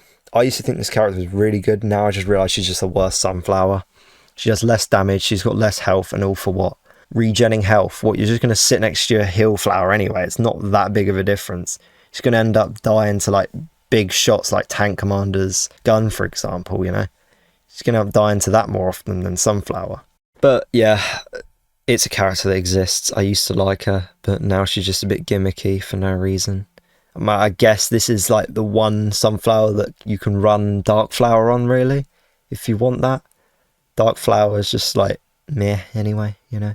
I'd just rather play normal Sunflower. I'd rather do good damage myself than have a pot do it for me, you know. So yeah, I'd give Vampire Flower's fun factor maybe a 3, because it's quite fun to maybe stay alive a little bit. And the skill factor probably a 2, because you've got to make sure you've got to keep shooting at someone, but she's not a hard character to play at all, really. Next up, we've got Power Flower. Holds the record for the most boring character in the game. When have you ever woken up in the morning and be like, oh, I can't wait to get in Garden Warfare 2 and play some Power Flower today? No one's ever said that. Power Flower is a weaker Sunflower for chain electricity damage. I think she's got less ammo, maybe a longer reload, but I'm not sure about that, and I don't think so. She's just, again, it's kind of pointless to play. What's the electricity damage for, you know? Doesn't change anything about the character aside from doing electricity damage. But I'd give Power Flower's fun factor, I'd give it a 1. I just hate the character. Screw Power Flower, man. What does she do? What does she bring to the table? Nothing. And I give her skill factor a 1, because you're making an easy character technically even easier because you're doing group damage as well. So there you go. Next up, we got Metal Petal. I shouldn't like this character as much as I do, but for some reason I kind of like Metal Petal. She's an armoured Sunflower, but she's got the most armour out of any character, I think. She's got the most added armour. It's 50 instead of 25 this time, which is what it should be, by the way. It should always be 50. Never 20. 25 is too little to add to make the character that interesting. The only other one I can actually think of is Iron Citron. Has 50 as well, which he just does not need. But yeah, Metal Petal does less damage. She's probably got less ammo. Oh, I don't know about that, actually. She might have the same amount of ammo. She just does less damage and has more health. But that's not totally a bad thing. She's actually one of like the best ideas for an armoured character, really, because she can just heal herself all the time. So your health is going down less often, so that extra health is actually quite good, if that makes any sense. But yeah, you are doing less damage overall. You're also slower, and Sunflower is one of the fastest characters in the game, like base speed for some reason. Don't know why. Maybe it's just because she's got a big hitbox and not a lot of health, so they thought they'd speed her up a bit. But yeah, she ends up being not that slow, but still slow enough and less damage for it not being a good idea to play her. But I can respect a Metal Belt player. I'd give the fun factor a 3 for some reason. I don't know why I find this character kind of fun. I'll give the difficulty factor a 1. I don't think she's hard to play at all. Just shoot at a zombie and kill it and sit next to your Hillflower. And the last one on C tier is Fireflower. I used to think this character was so much better than it is for some reason. I used to think it was like way better than Sunflower, but now it's just a worse Sunflower really. The worst thing about this character is the ammo. This one's got noticeably less ammo than the rest of them for some reason. And I don't know why Sunflower has so much ammo, by the way. Like base Sunflower has like 50 or 60 ammo. It's crazy. It's way too much ammo. So overpowered. But yeah, she's got a normal amount of ammo. She's got like 30 or something, which still isn't even that bad. It's like having 3 legs and then complaining because someone's chopped off one of them. That's so wrong. Why have I used that? What I'm saying is they made the ammo count average when it was really good. So it's not that big of a deal. She does do less damage, but the fire damage I think kind of works quite well on a Sunflower, and I can't tell you why. I think it might be because it's a like fully automatic character. So you just hold it down and you'll always hit them. I don't know why it works well on a Sunflower, it just does. And yeah, that's all I got to say about her. I think she's a fun factor of 3. I think she's a pretty fun Sunflower. And skill factor, definitely a 1. She's probably the easiest Sunflower to play because of fire damage, and Sunflower's just an easy character to play. But yeah, that's the whole of the C tier. Now we're going to go to the B tier. And we're starting to move up in the world here. These are characters I would consider good or above average characters. Some of these characters are very good. Some of these characters are just good. And the very good ones are upper level. First we have Ice Cactus. I think that's the name of it. I don't know. I don't play Ice Cactus, but I can respect someone who does. It makes probably the best sense out of any ice character to make an Ice Cactus. Because you shoot them from a sniping distance, they try and get to cover, they can't because they're frozen. And because you yourself wouldn't be able to move to their cover point, you've now trapped them in the open and you're just hitting them and you're going to kill them. So I can fully understand why you'd play Ice Cactus, but the only thing is it does like 10 less damage or like 5 less damage than Red Cactus. So I'd still rather play Red Cactus. And it's also, I think she might have a longer reload, less ammo or something. That's always the case, but yeah, I'd give the fun factor a 4. Yeah, I think cacti are pretty fun. And I'd give the difficulty rating probably a 4, to be honest, because you've got to make sure you hit those shots, otherwise there's no point playing Ice Cactus, you know. You might as well just play normal Cactus.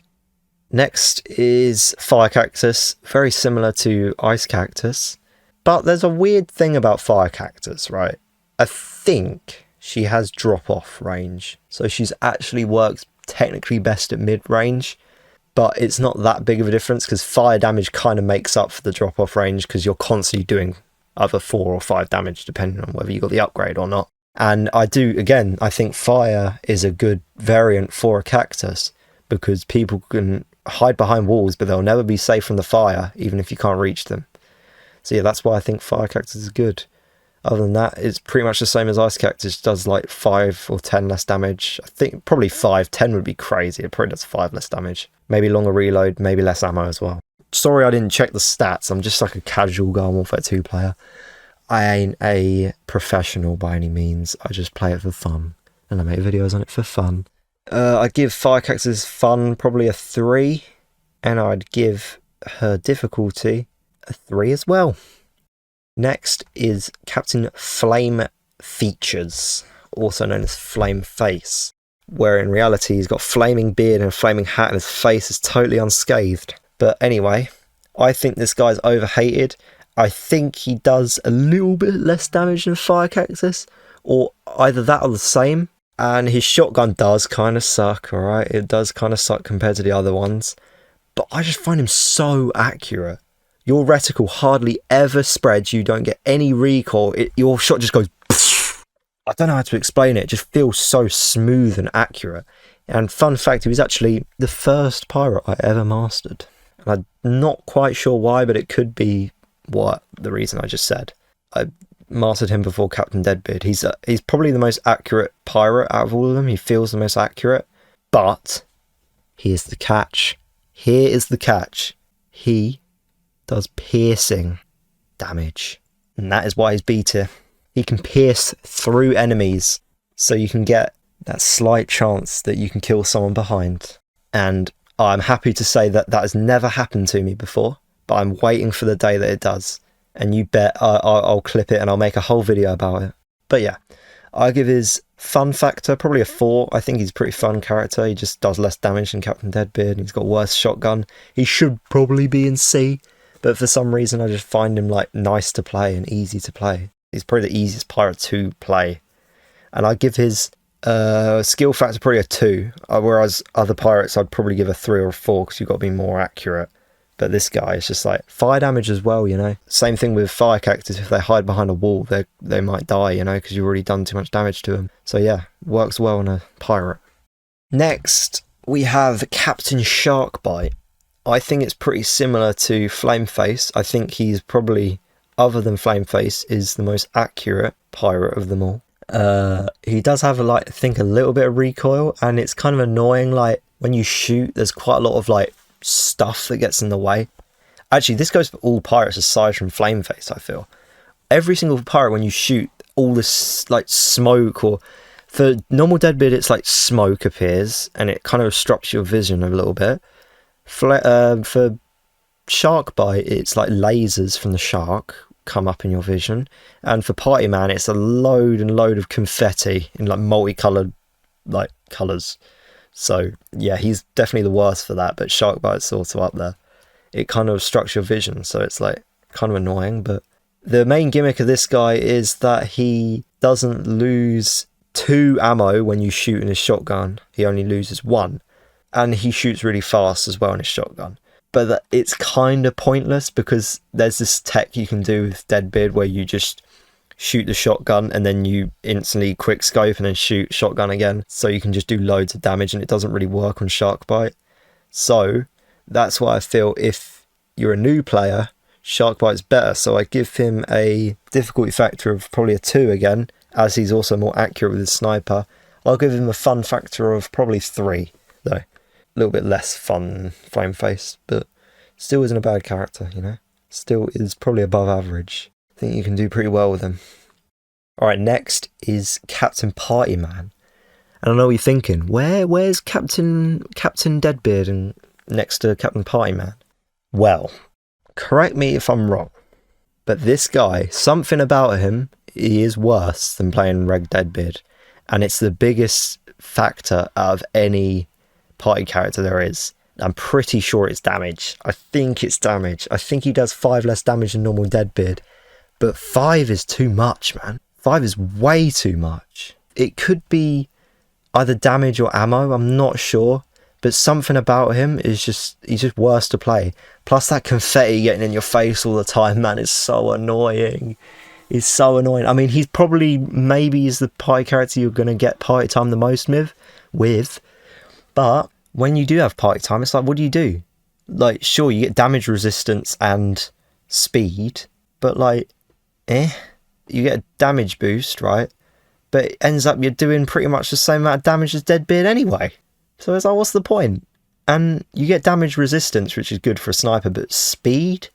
Nah, speed's not really what you want. I mean, we'll take it, but it's not that big of a deal, you know? If they increase your ammo or something, this is the one you increase your ammo, not on Commando Corn. Don't know why Commando Corn's got that feature. This is the one that you decide to increase ammo. Give him like 30 ammo, so you can just spam. That would be great. Give him damage resistance as well. But it is, I mean, you could go in guns blazing, you know? You could go in with your shotgun, but you're probably going to die because you're a deadbeard. Shotguns should only really be used for, like, offense, you know? Not actually, like, aggression. But I would give his fun factor probably a 4. I think he's pretty fun, because especially if you want to get that party time. And I'd give his skill factor probably a 4 as well, because it's hard to get party time, especially with a nerfed character. And you've got to be accurate as well. Okay, this is another editing note, I guess. And I'm making this one because I actually have a little bone to pick with Captain Partyman. And that bone is, this is the stupidest thing in the entire game, but he actually loses his party time if you hop in your barrel. I don't know what the devs were smoking, but whatever it is, it should never like see the light of day ever again, because yeah, this is just a stupid idea.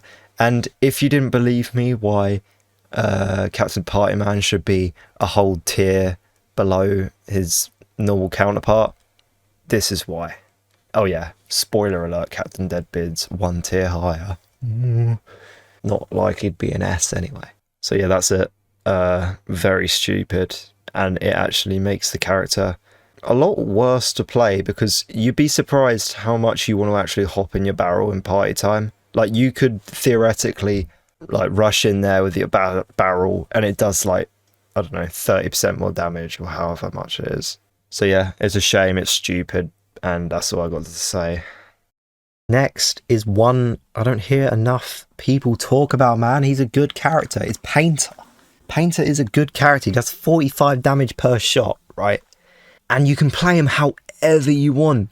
You can play him as a sniper, or you can play him as an aggressive person. I love Painter. He's such a well-designed character. I've only started playing him recently, but God, like, no one talks about this character enough. He's like really cool designed. Because as an engineer, when you're on the jackhammer, you can't zoom in, right? So that means you have to really go close in the face. So that kind of makes him a close range character. And he doesn't do bad at close range at all. He's literally got splash damage. He's a splash sniper, because he doesn't have any damage fall off, and you can zoom really far. The only thing I think he's got drop off, but like only a slight bit compared to other engineers. He's not amazing, right? He's not amazing. Like, with the damage upgrade, I think he does 50. So, I mean, you'll be killing Rose as an agent piece, I guess, so hooray. Unfortunately, Sunflower isn't 100 HP anymore, so that's kind of sucks. I don't have the damage upgrade for him. If I had the damage upgrade, I might think a bit differently of him. But, yeah, he's a good character, man. I give him a fun factor of 5. I think he's a really fun character. You can sit at the back sniping, and then on turf, like, when there's 10 seconds left, you can run in, and you'll actually get some kills, because he's got the ability set for it. You can also, this is the only character where the sonic mine is viable, really, because if you want to play long range, then you can kind of make a little base for yourself, you know, and someone triggers that mine, you got a free kill.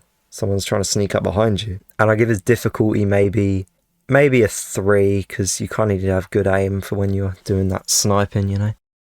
Next up is Landscaper. I don't know enough about his character to give him a good ranking, but from what I've played of him so far and seen, he doesn't seem that bad. He's got a higher fire rate than the other engineers. In fact, you can hold it down, and yet his primary weapon is very similar to base engineers. He just does less damage, of course, so you kind of got to rely on having a bit better aim than engineer. Actually, no, does that make sense? No. For this character, you can kind of afford having a bit worse aim, because you're more likely to hit your shots. But it's just, if you hit your shots with Engineer all the time, Engineer will be better than Landscaper. But Landscaper, you just come in, rush someone, holding the trigger, especially if you're like moving towards them with your jackhammer, and you're not really going to miss any shots. You're just going to do good DPS to them. So yeah, I think he's a good character. I think his fun factor's probably at a 3, and his skill factor probably at a 3 as well. Next is Base Engineer. We've been mentioning him, he's been coming up quite a lot, but here he finally is. And he does good damage. He does 35 and 40 with the damage upgrade, I think. It's just, he just feels a little bit inaccurate. I would have him in A tier if he shot he's pretty much P shooter, right? But he is more inaccurate because he's got that like bullet drop off at a really low range. And he's also got this, One of the biggest negatives about Engineer that most other engineers don't have is his bullets explode after they reach a certain range, and that means you can't use him long range at all. He can only be used in close or mid range. So with Landscaper, you could shoot long range if you want and they won't explode mid-air. Well, they might, but it's definitely a lot longer than Engineers. Engineer's just kind of weird like that though. But close range, he is a menace. It's just that it's just kind of annoying that you can't shoot from really far away, because there's been so many times where I wanted to shoot and my bullet blows up mid-air. I'm like, oh, just god damn it, you know? It's just annoying. But yeah, he's decent. He is very decent. And he's very similar to Pea Shooter, but he just is just a bit too inaccurate, man. Doesn't really hit the spot for me. So yeah, I'd give him a fun factor of probably a 2. I don't find him that fun. I don't really like Engineers in general, aside from a few. And I would give him a difficulty level of probably a 2 as well, because the shots fire a little funny, but there is a generous amount of splash as well, and you just kind of need to be in their face, and most of the time you will hit. Just the curvature on the shot's a bit strange. Next up is an extremely similar character, and there's actually one reason why I've got Sanitation Expert over Engineer, is that his shots don't explode mid-air, or, well, at least take a lot longer to. So that means you can use this at a longer range in case you need to kill people from a longer range, or if you just want that option anyway. I'm pretty sure he does 2 less damage than Engineer, and toxic damage does 2 damage per tick. So you're ending up doing pretty much the same amount of damage as Engineer, if not more. I think he might have less ammo, maybe, or a longer reload. But honestly, that's not even that bad. I think he is just literally a direct upgrade from Engineer. So yeah, I don't play Sanitation Expert enough, honestly. I end up playing Engineer more, and I don't know why. But with Sanitation Expert, the funny thing is I'm pretty sure you can actually get a damage upgrade. So it ends up being you do still do the same amount of damage as Engineer, even with the damage upgrade, which is hilarious. I don't know why this guy doesn't get a toxic upgrade. In fact, he doesn't have a toxic aura. So that means he can't get a toxic upgrade, which is hilarious. I don't know why he doesn't have a toxic aura. I don't care though. Toxic aura has never helped me. You've never got a kill from toxic aura. Maybe once, when you're burrowing someone as toxic jumper and you just hear a ding. You're like, oh, I killed that guy. Great. So yeah, that's it. But I'd give his fun factor probably a 3, because I enjoy being able to shoot people from longer ranges than Engineer. And I'd give his difficulty factor a 2. Actually, no, I'm going to give him a 1, because you've got Splash that has toxic damage, and his shots feel a little bit less awkward to shoot for some reason. I don't know why. Plus, you can shoot from longer ranges. Alright, next up, he looks a bit out of place here. It's All-Star. I think he is the second best All-Star in the game. He does very good damage, but his shots are kind of slow. So you might miss them if they're moving, compared to the hit scan All-Stars, I think the hit scan All-Stars are generally a little bit better than the actual projectile ones. Well, obviously not, because I got All-Star over most of the hit scan ones, but I prefer playing the hit scan ones. But I can appreciate that All-Star is a better character. He's quite boring though, I can't lie. So I'll give him a fun factor of 2, and I'd give his skill factor a 2 as well. Boom! Next up is Paleontologist. Paleontologist is a good character from mid to long range, but not as good from close range. A little bit like Archaeologist. However, he's better than Archaeologist because he's got fire damage, and that means shooting from long range he'll always do decent damage, unlike Archaeologist. And I think he's got good ammo as well, and that's about it really. Just don't use him that close. Just stay at mid range when you're shooting people, and you'll be fine. And he's 3 out of 5 on the fun scale, and he is a 2 out of 5 on the difficulty scale, because of fire damage makes things easier compared to Archaeologist. Alright, next is Physicist. I feel like this guy's kind of slept on, but I also feel like I've put him in a ranking most other people would put him, so never mind that. He does 50 damage? He does more than Dr. Toxic, that's for sure. He's just a better version of Dr. Toxic. He's also got a kind of better ability for a shotgun character. That being electricity, you can get more people, better crowd control. Electricity don't really bother me, man, I can't lie. It's probably the worst effect in the game. But yeah, he's not got much ammo. He's kind of like a budget reg scientist, as they've got very similar fire rates, but he just does less damage. He does a lot less damage for a gimmick that isn't really necessary. I'll give his fun factor a 3 out of 5, and I'd give his difficulty a 2. He's not the most brain dead scientist. You've got to be kind of careful because he's not amazing. But yeah. Next up is Commando Corn, and I didn't really know what to do with this character because he's a legendary, but at the same time I feel like he's one of the weakest legendaries in the game. He just kind of feels awkward to play. He feels like the most awkward to play Corn out of all of them, but he does do good damage. Like, he's weird. He's like a splash Corn that fires slow, but then when you get his legendary meter, his damage doesn't increase, but his ammo capacity does. Like, brother, what are we doing, man? Why are we adding this to Commando Corn, but not Captain Party Man, for example? I just don't understand why you wouldn't want more damage on Commando Corn. Why would you want more ammo? Like, it just doesn't make any sense. How about more ammo and more damage? That would make him... he is a balanced character, right? He's a balanced character. He's just not S.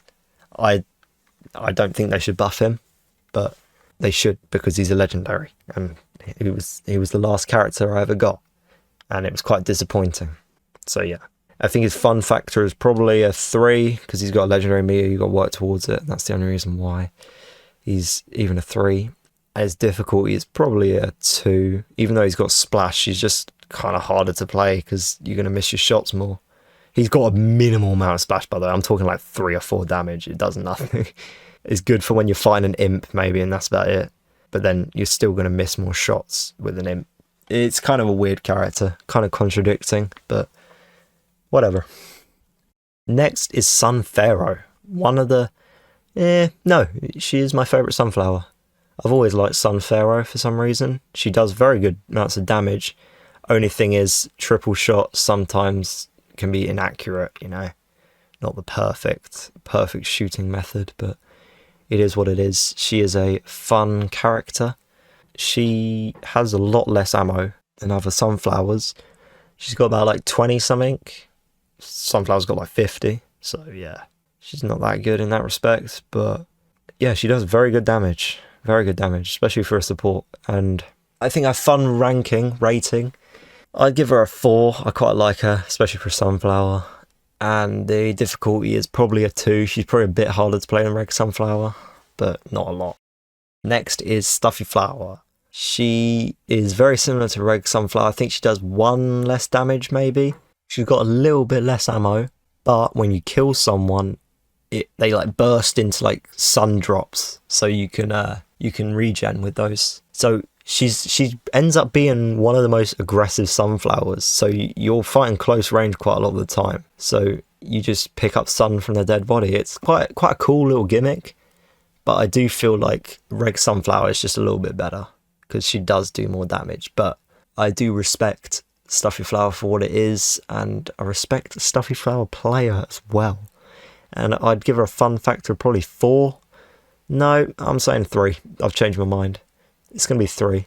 And skill factor of 1. You don't need to be very good to play Stuffy Flower.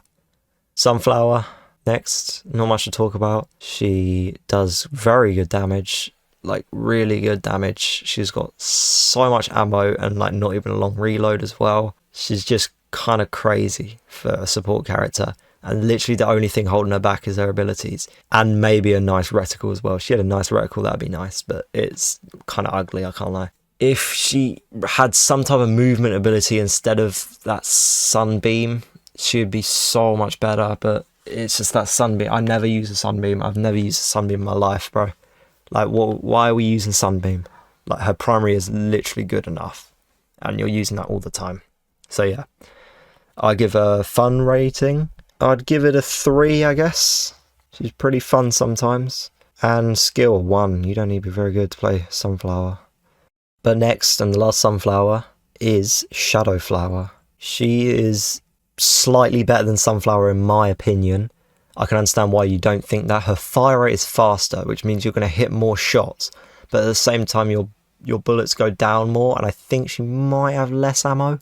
I think she has less ammo, so think of her as the Sky Trooper of Sunflowers, but not as extreme, and no reticle spread, and no recoil as well, like literally no recoil. But yeah, she is literally just the faster time to kill Sunflower, but you're going to be reloading a little bit more. So, I mean, I guess she's better, right? It's not like you needed all that bullets anyway, really. I give her the same fun factor as Sunflower, so a 3, and difficulty a 1 as well. Next, we've got a personal favourite of mine is Scallywag Imp, and I don't think he is amazing. I think he's just a good character, like a pretty good character. His primary just really doesn't hit as good as most people say it does. It's pretty weak. You're missing shots quite a lot. It's kind of like Commando Corn. It's quite easy to miss shots, and it ends up being a bit better from mid-range than close range. It's kind of like an improved version of Pylon Imps, really. It's kind of what Pylon Imp wants to be, I think. His mech, though. His mech might be a contender for the best mech in the game, but I think we're about to come on to the best mech in the game. His mech's so good, man. You can play exactly the same as a pirate. So you can do the tech where you can do the shotgun and the scope, do so much damage to them up close, like crazy amounts. And you can snipe with it as well, like an imp mech that can snipe. It's kind of like Painter almost. You can do anything with the mech. That ball ability as well, that bomb is so good. You can throw it into a group of plants, does like 200 damage. It's mental. Only bad one is that Imp Carter looking one. Never press RB. Don't press RB. If you press RB, you're going to die, because that ability sucks so much. If you think you're going to die and there's plants overwhelming you and you think that's going to save you, bro, just press Y. At that point, you're spamming Y and then gravity nading on the ground. Like, don't think that ability is going to save you, because it's only going to get you killed. Never use that ability. There's always one ability in a mech, which is like the throwaway ability. The other one's like really good, and then the other one just sucks. So yeah, never use that ability.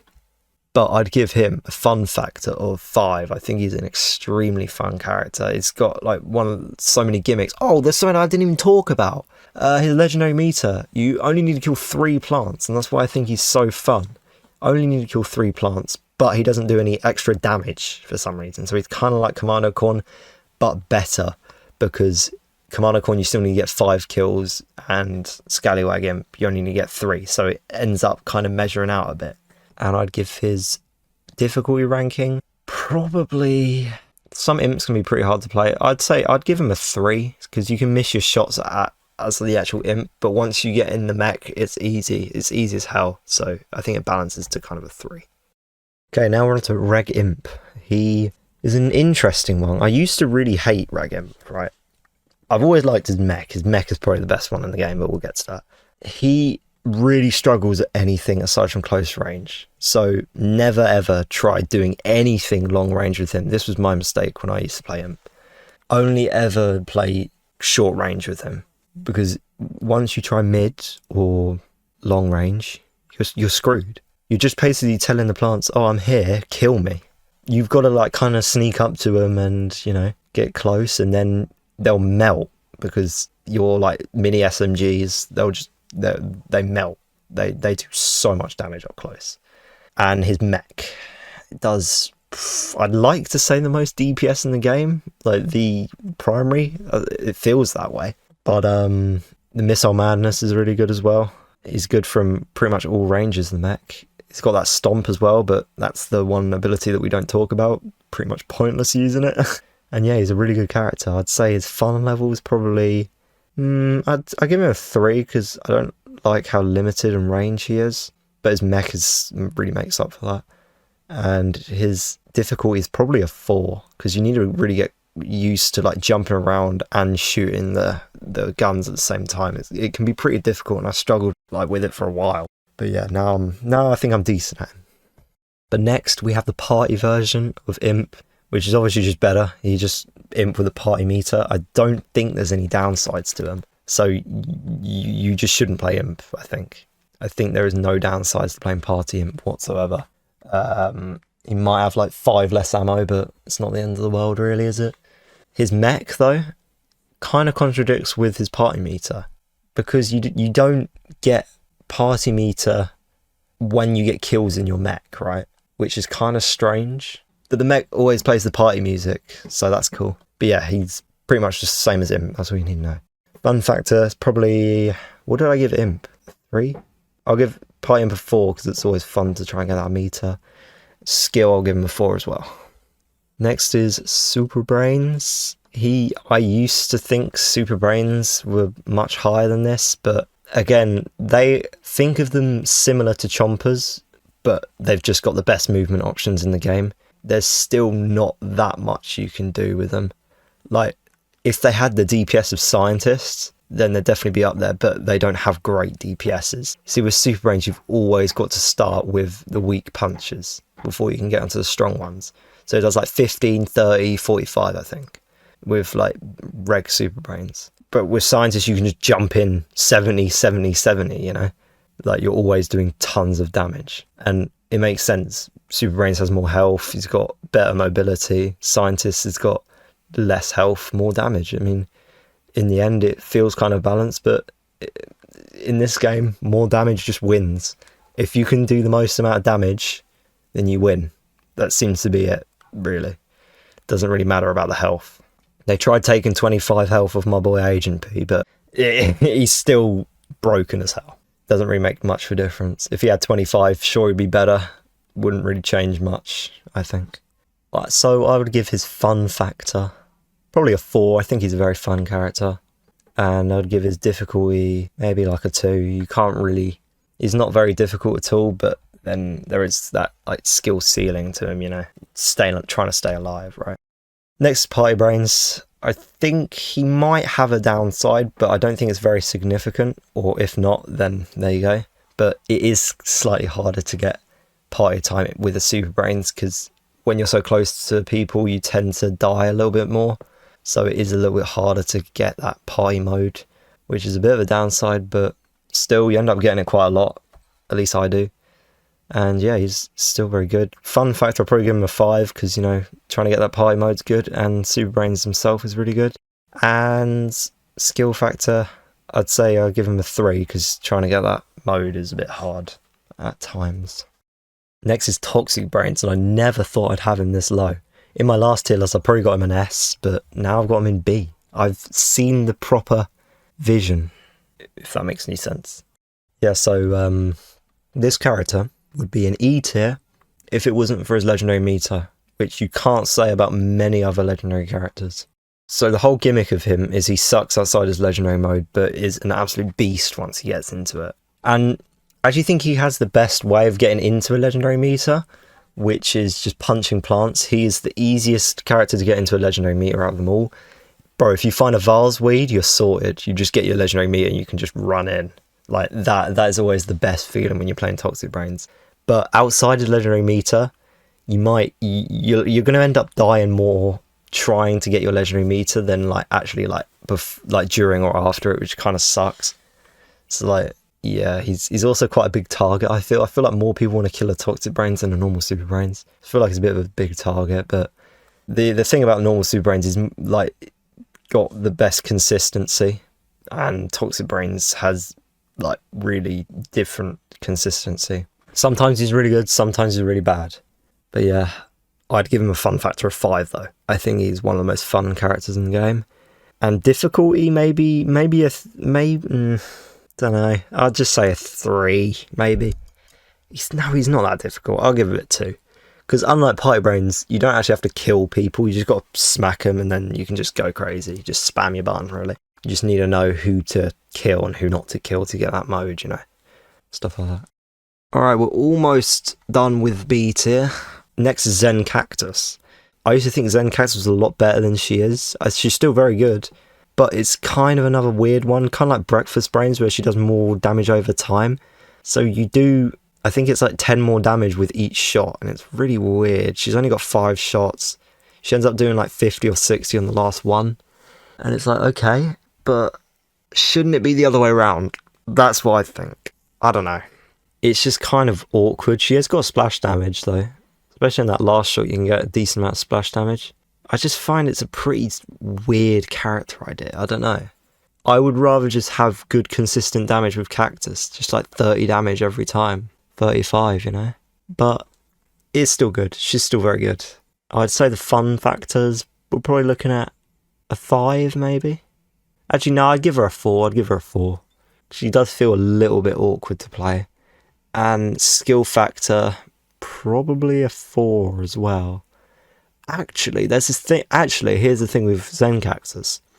You can't get headshot damage.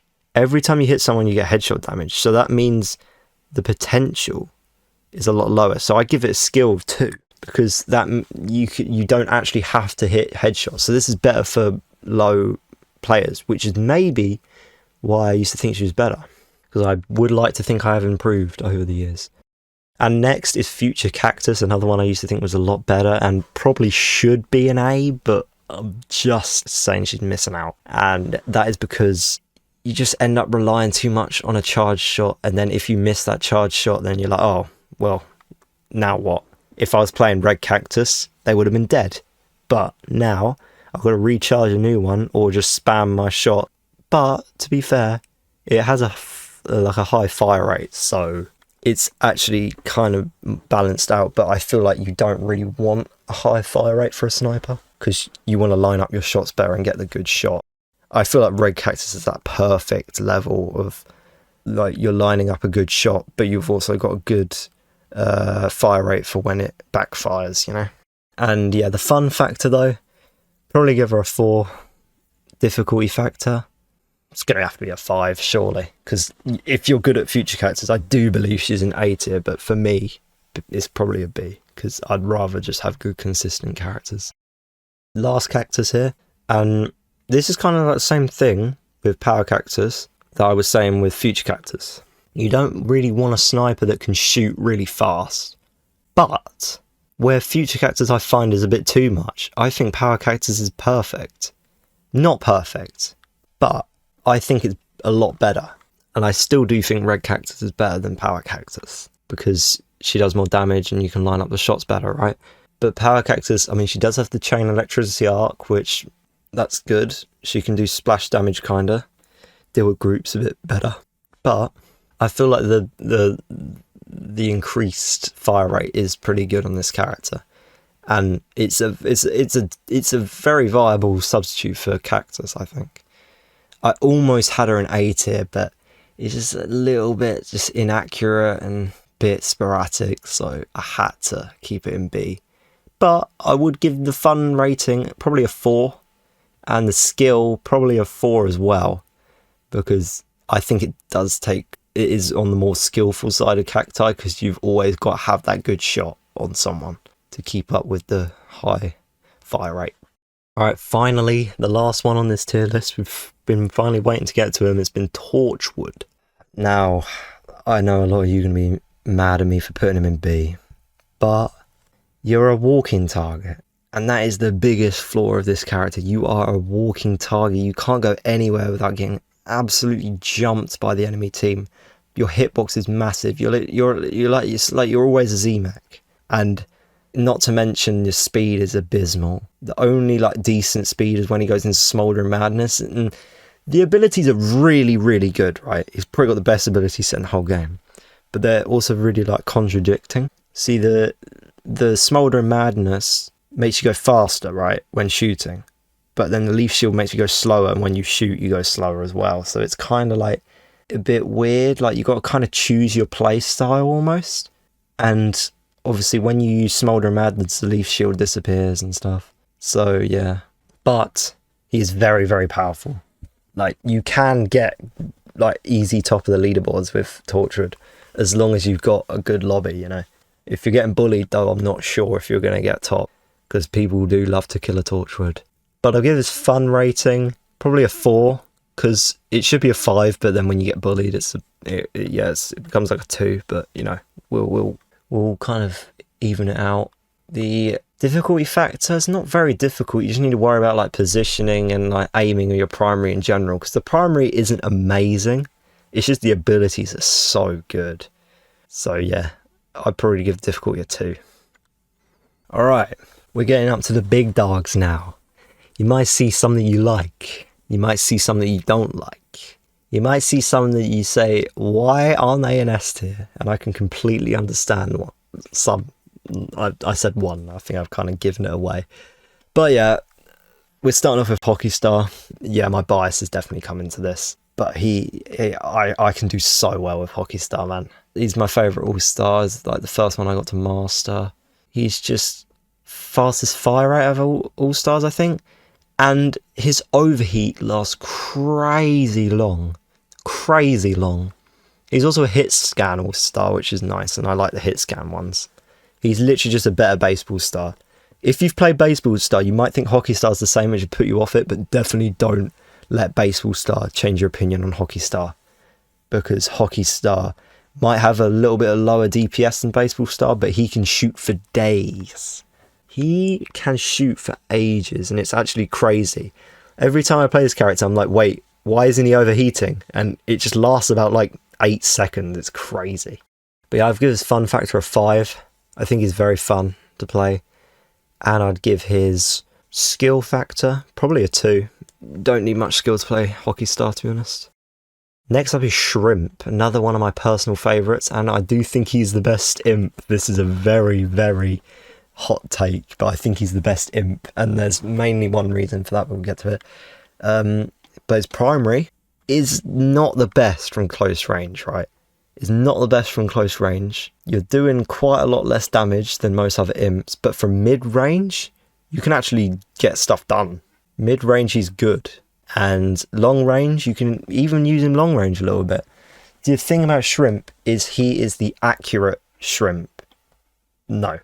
The thing about Shrimp is he's the accurate imp. He's the most accurate imp out of all of them. He's not a sniper, though. Don't mistake that. He's definitely not a sniper. He's just, you've got more options. So, like, if you're running up to someone, you haven't got to, like, sneak around. You could just run in, like, guns blazing, you know, and then you end up killing them at the same time you kill them with normal imp anyway.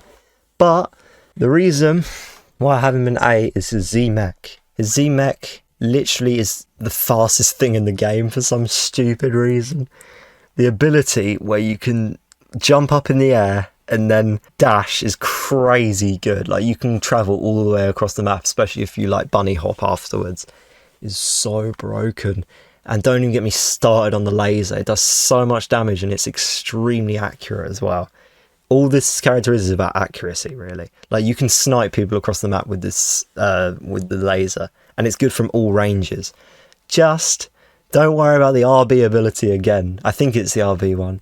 It's like the Whirlpool one. It really, really, really sucks. Like, never ever use it. Never. Unless you want to die. I think it's supposed to drag plants in, but it never works. I don't know why there's always one rubbish ability on the Z-Mech. Like, you might as well add one of the GOAT's abilities. But yeah, fun factor, I'll give him a 5 if that isn't obvious enough. And skill, give him a 2, honestly. I think he's the least amount of skill out of all imps because of how accurate he is. Alright, next is Mechanic. Mechanic is my favourite. Well, I think Mechanic is the best engineer.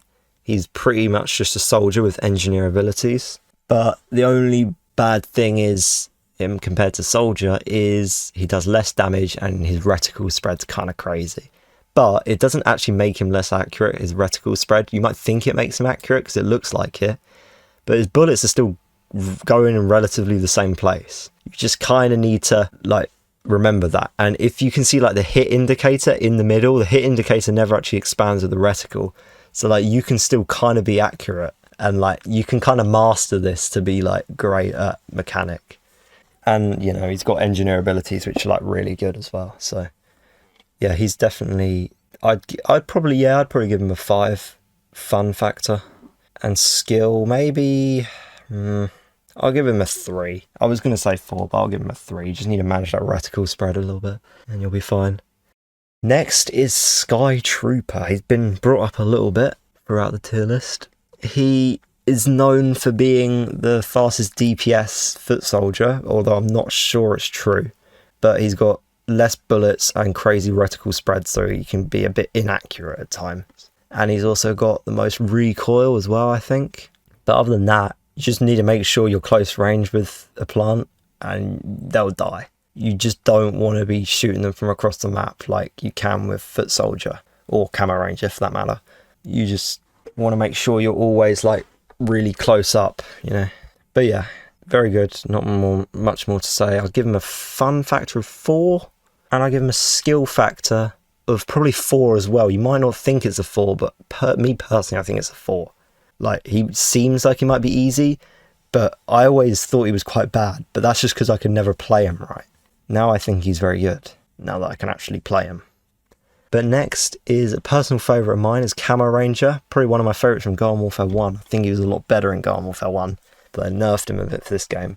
Yeah, he's the sniper foot soldier, basically. Semi-automatic, very, very good. The abilities for foot soldier complement his playstyle so much. All of them. So he feels really good to play. He doesn't do great damage. He doesn't do as good as you think. And probably the most annoying thing about him is he doesn't get a damage upgrade. Guess what? He gets a penetration upgrade. You can shoot your shots through people.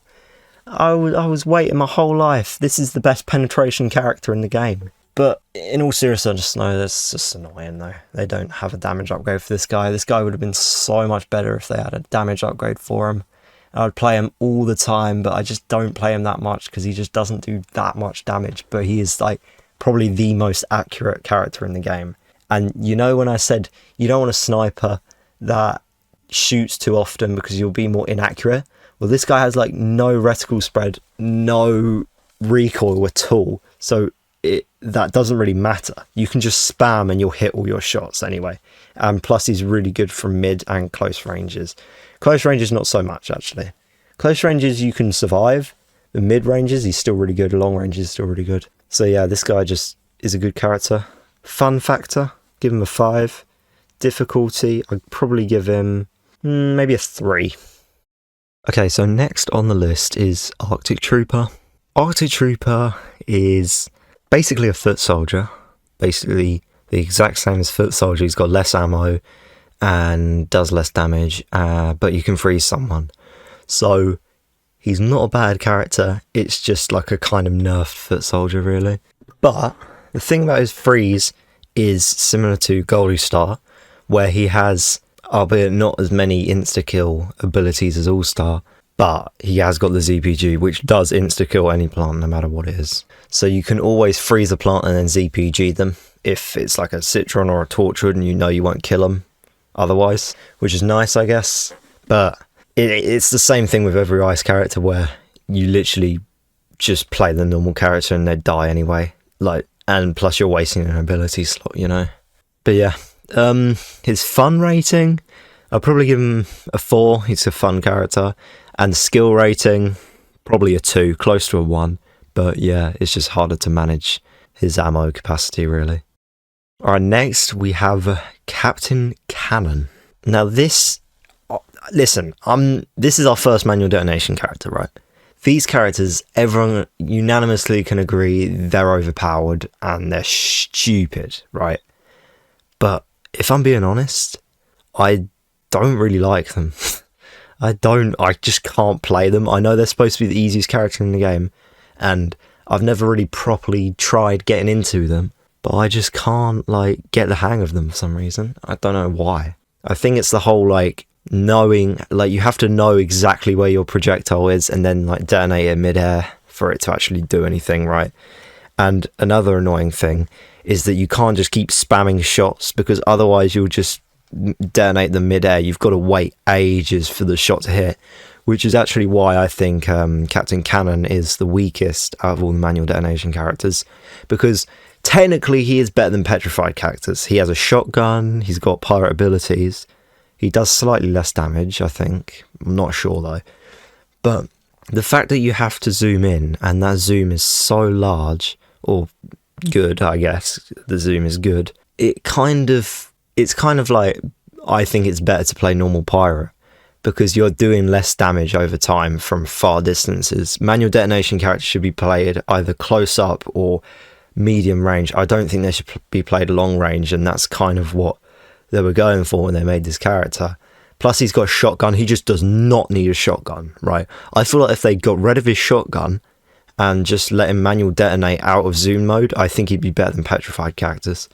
But the fact that he has to zoom in, you're not really seeing a lot around you, and he feels like a close range character, kind of contradicts the self-detonation playstyle a little bit. But I'd give his fun rating, for me personally, I don't think he's any fun, but I can understand why you'd have a lot of fun with a manual detonation character, so I will give him a 3. The skill, see, I actually think this character takes a little bit more skill to pull off than the other manual detonation characters, so I'll give him a 3. I probably shouldn't be, and a lot of you are probably laughing right now, but I'll give him a 3. I personally still think that I can play better with Lorpe than Captain Cannon for some reason, and I don't know why. Alright, next up, and the final pirate, is Reg Pirate. You'll see a lot of Reg characters up here. Like, they didn't really balance the variants very well, to be honest, in this game. The variants aren't supposed to be better, they're just supposed to be a different way of playing the game, I guess. So technically, the base characters are very balanced, because most of them are usually like some of the best in their class. So at least that's a good thing, right? But anyway, we have Captain Deadbeard. This guy does a stupid amount of DPS. You can do the tech with the shotgun and the scope I talked about before. And yeah, he's got not a good ability set, like, well, the other pirates, obviously. The only good ability, I think, is the barrel, and that should be probably used mostly as a defensive ability to try and get away with fights. But yeah, he does crazy DPS, and in this game, it's all about the primary weapon, really. Like, you can have good abilities, sure, but look how far that gets you. B tier, because Torchwood, right? Torchwood has the best ability set in the game, but his primary kind of sucks, and, you know, his, like, play style is a bit, yeah, it sucks, kind of. So, that goes to show that the primary weapon does go the furthest, in my opinion, in this game. But yeah, there's not much more to say about Captain Deadbeard. You can play him any range, really. You can play him close up, but I wouldn't recommend going, like, proper aggro with him unless you, like, are really confident with the tech and the abilities, right? But you play mid or long range very easily. He's a very all-round character. And yeah, I do enjoy playing him, so I would give him a fun factor of 4. And I'd give him a skill factor of... I mean, you've got to hit your shots, but I think it's a little bit more forgiving than playing cactus, so I'd probably give him a 3. Next is Hovergoat, 3000, I guess. Hovergoat, I'll be honest, I probably shouldn't have him this high, but I'd still keep him in the A tier. This is definitely bias. He's probably my favourite character in the game. Definitely my favourite zombie, alongside a few others. Obviously, I don't know why I said that. But yeah, his primary, you might think is pretty weak. It only does like 6 for a body, maybe 7 or 8 for a headshot. And with the damage upgrade, it might do a little bit more. But his DPS is quite fast. So I think it's faster than Foot Soldier. So he ends up doing a similar amount of DPS. But his abilities are really good. And I know I just said the abilities don't make the character, but it complements this whole character as a whole so well. I think the buff is probably the weakest out of all the abilities, but it's still really broken, right? Like, his buff, I think it's a 25% damage boost, I think. You'll rarely get buffed by Hovergo, right? But if you're, like, playing with somebody else and you're scientists and you can just buff and heal each other, it's really overpowered. But obviously, like I said before, this game, you're kind of just fending for yourself mostly, so that buff does get rarely used. Obviously, when you're playing Hovergoat, you want to just go next to someone and buff them just for like more of a defensive play for you yourself. He's got the movement ability, I don't know what it's called, but it basically speeds you and all the people up around you, so that's quite nice for the whole team. Like, once you start on turf, you can just get out there really quickly. But for me personally, I like using it in gunfights a bit more to make myself a bit more agile. Plus, I didn't say this was a primary weapon though, but he is so accurate. Like, he does get a little bit of reticle spread, but it helps because there is actually a dot in the middle of the screen, so you're always pretty much hitting your shot. Plus, he's got little to no recoil compared to, like, Foot Soldier or something. Literally, the only downside of this character is that he doesn't do, like, 1 or 2 more damage. If he did, he'd easily be S tier. But he does have quite a low DPS for, especially with the characters in this tier. And yeah, lastly, you've got the beam. That beam is just so good, especially the fact that you can move in it as well, slightly. And it's really accurate again. But yeah, that is one of the few, like, I guess you could say rooted abilities that I use, like, very often, because it's actually its only, like, damaging ability, so you do end up using it quite a lot. Fun factor, I give him a 5. Definitely my favourite character in the game. Skill factor, I'd honestly give him a 2. You just, you just need to kind of just worry about keeping yourself moving all the time. One downside I will say in this character is, yes, he can jump really high because of his hoverboard, but it also makes it so you can't, like, speed ghost across the map, which kind of sucks. Him and Rose are the only characters that have that, and it's kind of weird. But yeah, he also just does not need to have 125 health. Like, his hitbox is so small and he's so fast. Having 125 health is crazy. He should at least have 100. And yeah, that's pretty much all I've got to say on Hovergate. Next up is Petrified Cactus. Came up a bit earlier, now here he is. Or she, I mean. It's actually a she. Just feels like Cactus isn't a she for some reason, I don't know why. But Petrified Cactus, the main thing I like about her, like I said with Captain Cannon, is that she can shoot outside of zoomed form. Which, I mean, I guess all cacti can do that. Shoot their sniper shots outside the form, so it makes sense.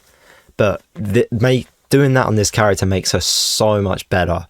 But, like, obviously, the skill ceiling is probably just as high on both of them. It's just my preference. I prefer Petrified Cactus. Also, for some reason, she's an armoured variant. But we already got an armoured variant, being Jade Rose. Jade Cactus. I don't know why they made 2 armoured cacti, but yep. So she has 150 health, which is quite nice, especially for this kind of character. It does actually complement the playstyle really well. Obviously, it's a cactus with cactus abilities, so that does bring her down quite a lot. And she hasn't got any movement abilities, as she is also slowed as well.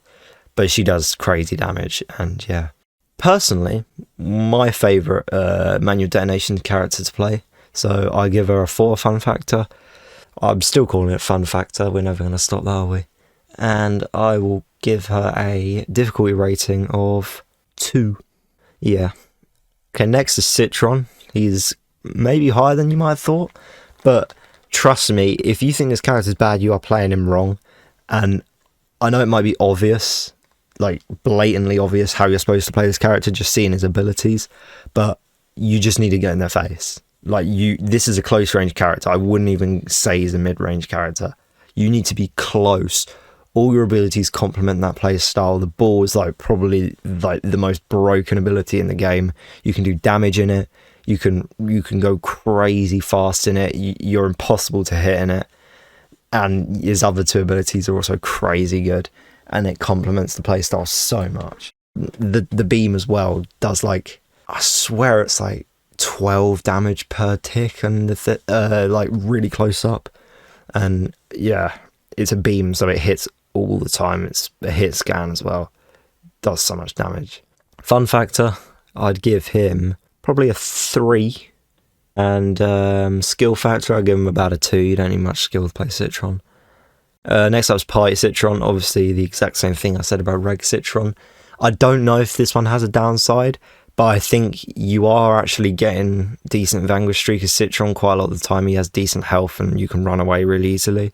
So yeah, if there is a downside, I don't really think it matters, because I think a party mode on a Citron is really good. Like, you get better movement, which you just do not need. You get more damage resistance, which again you don't need, and more damage, which again you don't need. So you've just got a crazy overpowered character in the end. But yeah, same thing goes for him for Citron. I give him a fun factor probably a 4, because, you know, party characters and legendaries are always more fun to play. And I give him a skill factor of 3, because you need to, you know, stay alive to get that legendary meter to make the character a bit more worth it. Alright, next up is Mystic Flower. Don't know why it took me so long to think of the name of this character, but It's actually crazy. I've got this as the highest sunflower in the whole tier list.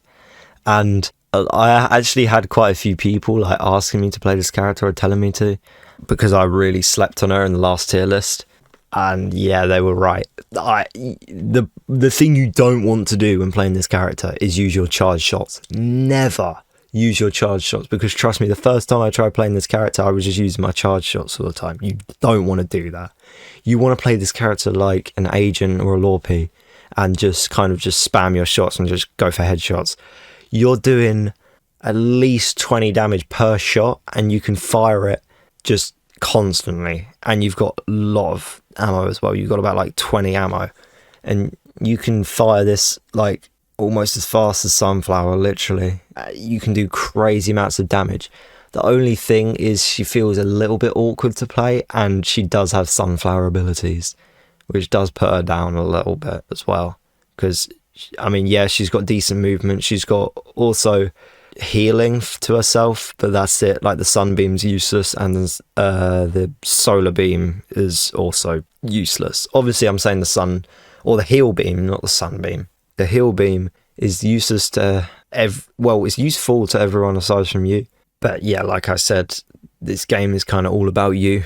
It's all about what you can do and how many kills you can get. It's not really a team game, so call me selfish, but I don't think that the Heal Beam is a very good ability. But yeah, fun factor, for me personally, I'd give her a 3. I think that she is an awkward character to play, and she's a Sunflower, so she's not that interesting.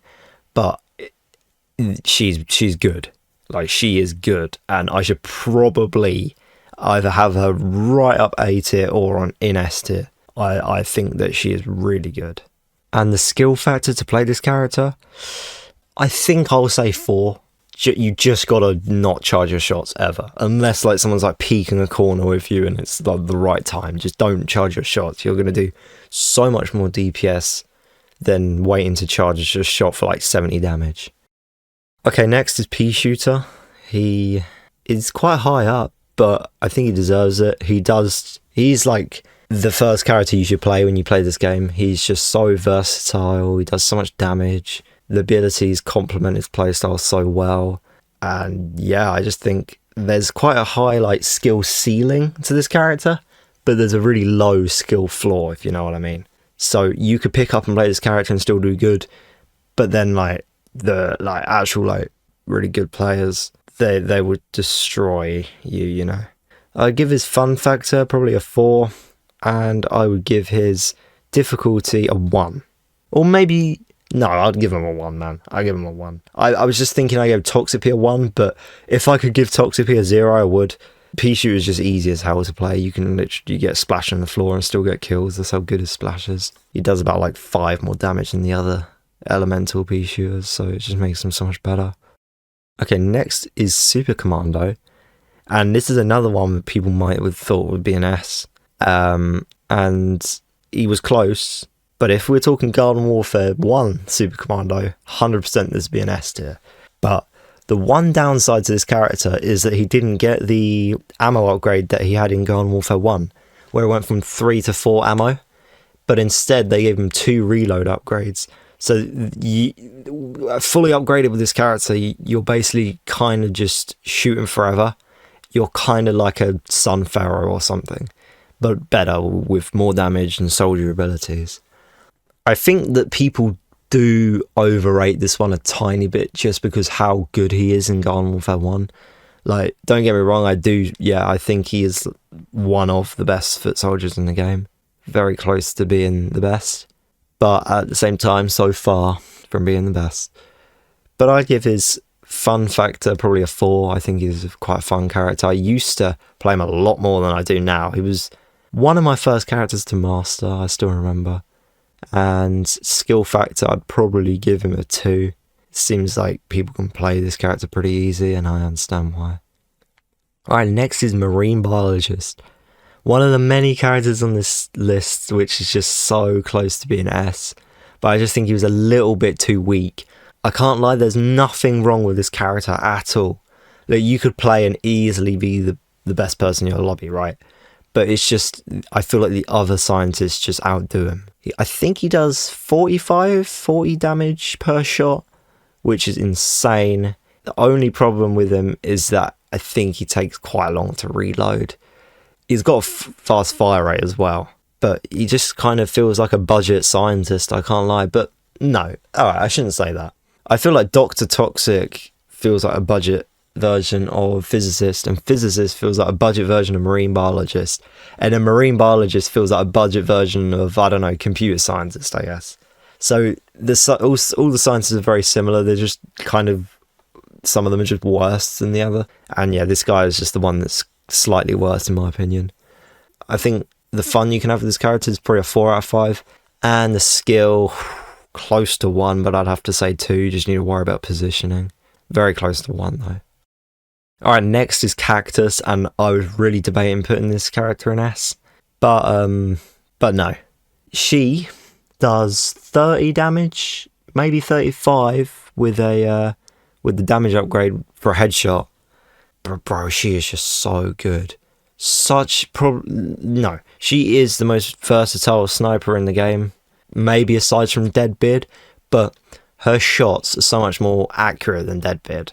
The reticle is also more accurate, like you've got pinpoint accuracy reticle compared to Deadbeard's foot soldier like one, which I don't understand why it's not the same as Cactus. Maybe because Cactus is supposed to look like a cactus spike, but come on man, like we want some accurate snipers here.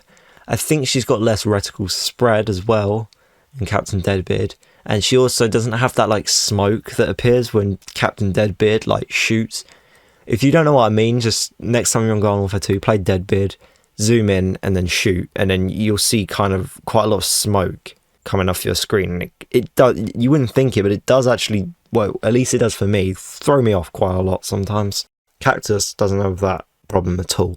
She does more damage than Deadbeard, and I think more accurate as well. She just feels so good to play, and the only downside, and the only reason why his character isn't an S is because she has bad abilities. Probably the worst ability set in the game, which really sucks. I mean, like, the only decent ability that you'll ever use is Potato Mine on, like, a daily basis, you know. Tool Nut's alright, I mean, it does its job, but you can replace it with something so much better. And the Garlic Drone, you should only ever be using it for, like, if someone's, like, running away and you know they're a one-tap or something. Don't use this over your primary, you're not going to get more kills. Or you can obviously like airstrike the point, I guess, but I feel like you could take him out quicker than the airstrike could do anything to him, you know? Usually when players see an airstrike, they just run away. At least that's what I would do. But anyway, for Cactus's enjoyment rating, I'm going to give it a 5 because I really like Cactus. I think it's a very fun character. And the difficulty rating, I'm going to go ahead and actually give it a 3. I don't think she's as hard as everyone else makes it out to be. You just point and shoot. It's a very accurate character. Alright, finally we have gone to the S tier, and if you have made it this far and not just skipped to S tier, thank you so much for watching this. Like, it's probably been about like an hour and a half or 2 hours by now, so yeah, sorry if you didn't want it to be this long, but that was kind of the whole point of the video. I just wanted to do something a bit more chill, you know. But if you skipped, to be honest, I can totally understand that. Like, fair enough if you don't want to watch like 2 hours of me yapping, but yeah, here's the S tier. This is what I think the best characters in the game look like. So yeah, we'll start off with Z7, and this guy was, I guess the most similar you could compare him to is Lorpy, but I would say he feels very similar to Mystic Flower if you don't charge your shots. He fires very fast if you can spam the trigger, and honestly, his DPS is pretty insane. Like, you can also play this character from like kind of like mid-range, but like kind of long range as well. He is probably the best like long range imp, except for maybe Shrimp, but I think it's close. He is very, very accurate, and he does a lot of damage for an imp. I think his mech is on the weaker side of the imp's mechs, but I wouldn't say it's the worst. I just think his abilities in that mech, just don't use them. Maybe use the pull one, and then while they're mid-air you can shoot them, but the pull one can be a bit unreliable sometimes and just like not pull them in. Never use the blade unless you're getting jumped by like 3 chompers or something, right? Never use the blade. It does barely any damage, but the worst part is the hitbox for it is tiny. It feels like it should be so much bigger, but the hitbox is tiny. The stomp for the normal Z-Mech is so much better. But yeah, this guy's primary is just disgustingly good. His mech damage as well, his just normal mech DPS is a little bit lower than normal Z-Mech, but it feels very similar. So the mech isn't bad. I just would probably not use it all the time. Like, just because you have it doesn't mean you should use it like imps or shrimps.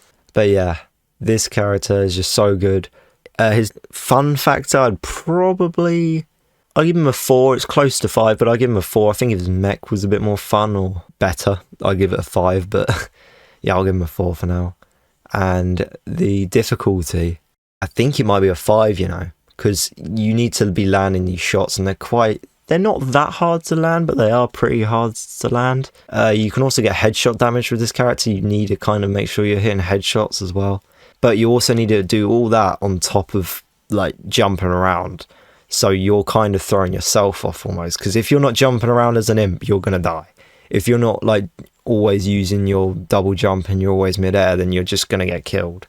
So you need to like balance both of them together, which I can find quite hard sometimes. Alright, next up is Iron Citron. Now this guy without upgrades would probably be like B tier, but with both reload upgrades on, this character is a menace. He's pretty much tank commander, right? But with crazy good health, a legendary meter, and better accuracy and better abilities. Like, he's just an improved version of tank commander. The only bad thing is that he does less damage, like 10 less damage, right? But yes, he does less DPS, right? But you're still going to win fights just as much, if not more, because of his insane amount of health. This guy has 250 health. That's mental. Like, most other armoured characters have 25 extra health, right? They decided to give this guy 50, because why not? And this guy already has the best movement options in the game, so it doesn't even feel like he's that slow. It's just crazy. And the legendary meter.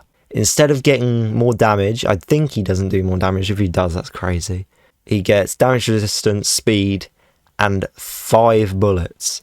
So you can be hitting a total of 250 damage on your whole clip if you're in someone's face. Yeah, they don't call it the mech breaker for no reason. It's just mental. This character is just disgusting.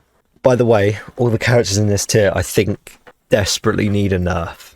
They just feel way too good. And if there's a good character on the enemy team of this, you're not going to have a good time. You're going to be in for a bad time. What? Okay. I'll give it fun factor. Yeah, I'll give it a 5. It's fun. Most of these characters you're going to be realising I'm giving a 5 because they're good characters, so you got to give them a 5. Come on. And his difficulty, 2 maybe. You just got to make sure you're hitting those shots, otherwise you'll die. But it's not that hard to hit the shots. He's more accurate than Tank Commander. He's better at longer range, but don't play him at long range. Just play him close to mid. And yeah. Okay, next up, I've been saying his name a lot, it feels like. It's Reg Scientist. This guy does an absurd amount of damage. And like the only thing that's kind of limiting him from being the best character in the game, or like top 5, is the fact that you've got to be dead close to do anything with him. But Scientist is a much better close range character than Chomper. They've got 2 warps which you can use instantly, self-heal, and they're also fast as well. I think they're the fastest zombie-based speed, I think. He's also got small hitbox as well, but yeah, that goes for all Scientists. But Chomper can't do 77 damage close range, which with the damage upgrade this guy can do, meaning you can 2-shot corns. Like, without the damage upgrade, you can already 2-shot sunflowers, pea shoots, cacti, and roses. But with the damage upgrade, you can 2-shot corns and armored characters. Any characters have 150 health. Mental, crazy stuff. Yeah, you can quite easily 3-shot Citrons, and you can 4-shot any character in the game. Fair and balanced character, right? And what has he got? 3 shots in his magazine? No, he's got 5, and with the ammo upgrade he has 6. And you're wondering why I put him in S. The only problem is, I guess, he fires slow, but you just need to make sure you line up those shots. And even with like splash or that, no, it's not splash, it's spray. So scientists, you can miss by a little bit, but you'll still be in their like spray range, and think of it as like close range splash. I think the spray is 35, 40, I think. So he's still got a really generous spray. So if you miss, then you'll still be able to like kill most characters in like 3 or 4 shots. It's mental. I'd give his fun factor I'll probably give it a 4, and I'll give his skill factor, I think it's almost a 3, but it's just a 4, because I used to dislike this character until I actually got good with him, and you need to always be landing those shots and like getting in and out of fights. He's like, you've kind of got to be very accurate with him, otherwise he does feel like he's not worth playing, which is why I slept on him for ages. But yeah, now I've realised he's one of the best characters in the game. Next is the one character I think is slightly better than Scientist. Not the one character. It's a character that I think is slightly better than Scientist, and it's Computer Scientist. Now, this guy does not do as good damage. I think he does 45 or 50, depending on if he's got the damage upgrade. I'm not sure if he gets the damage upgrade because he's a legendary character, but he might. So yeah, I think he does somewhere between 40 and 50 damage. But he fires a lot faster, for one. And he has about 6 bullets, I think 7 with the ammo upgrade. Or if he even gets an ammo upgrade, I'm not sure. But this guy's reload speed is literally 1 second. Might be less. All he does is, I think he just taps his gun. That's what he does. He just taps his gun and it reloads. And it's like you just don't stop shooting. You can afford to miss shots with this character. But, well, obviously not for too long, because he is a close range character and you'll just get killed. But this character, you can afford to miss shots a lot more than Reg Scientist, which makes him a little bit more versatile. But the only reason why I have him over Scientist, like another factor which just about makes him better, is his legendary mode. Having more damage, more mobility, and more damage resistance just is perfect for a Scientist. I mean, it sounds perfect for every character, but I think it complements Scientist way more than like any other legendary character. Only thing is, yeah, you need to get 5 kills, and playing close range, you might not survive all the time, but you do have self-heal, you do have the warps, so yeah, you should be getting that crunch mode quite a lot. I guess another downside of the crunch mode is it makes everything like green in a grid, which like kind of throws you off a little bit. Like, it makes it harder to see potato mines, bean bombs, and spike weeds and stuff, because they don't glow. The plants glow. The actual plants, they kind of glow, and it's really weird that they decided to do that. But I mean, it's not like you're gonna have a hard time finding plants. It's like the only thing you've kind of got to watch out for is like, what are the plants doing? Because it's harder to see if a kernel corn is just thrown down a butter barrage. You might not know that you're stepping into a butter barrage because you can't really see the screen that well, or a potato mine or whatever. And that is probably its biggest downside, but it doesn't affect you that much. But saying that, I think that this character is probably one of the most fun ones in the game, so I'd give him a 5. He's just been a personal favourite of mine for so long now. I used to think he was the best zombie in the game, but I think he's just outclassed now. Almost the best zombie. He's just a little bit limited, and he actually does have a flaw, unlike I think the rest of these characters. He does actually have a flaw.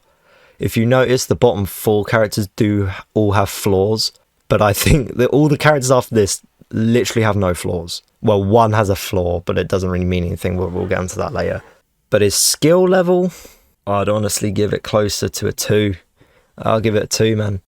Okay, next is Kernel Corn. Reg Kernel Corn. Crazy good. Just easy to play.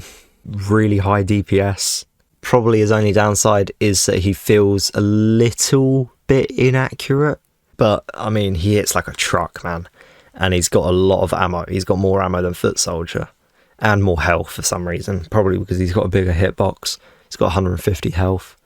His abilities are crazy. All the corns. He's just like, he's kind of like, just kind of feels like Torchwood, but on a little bit less steroids. But yeah, I mean, he's still like, yeah, he's probably got something like his sock or something, but like, Torchwood's like actually like he has the jar. He has all of them, mate, and he's not afraid of it. I mean, you can see those veins. But yeah, fun scale of Khorne.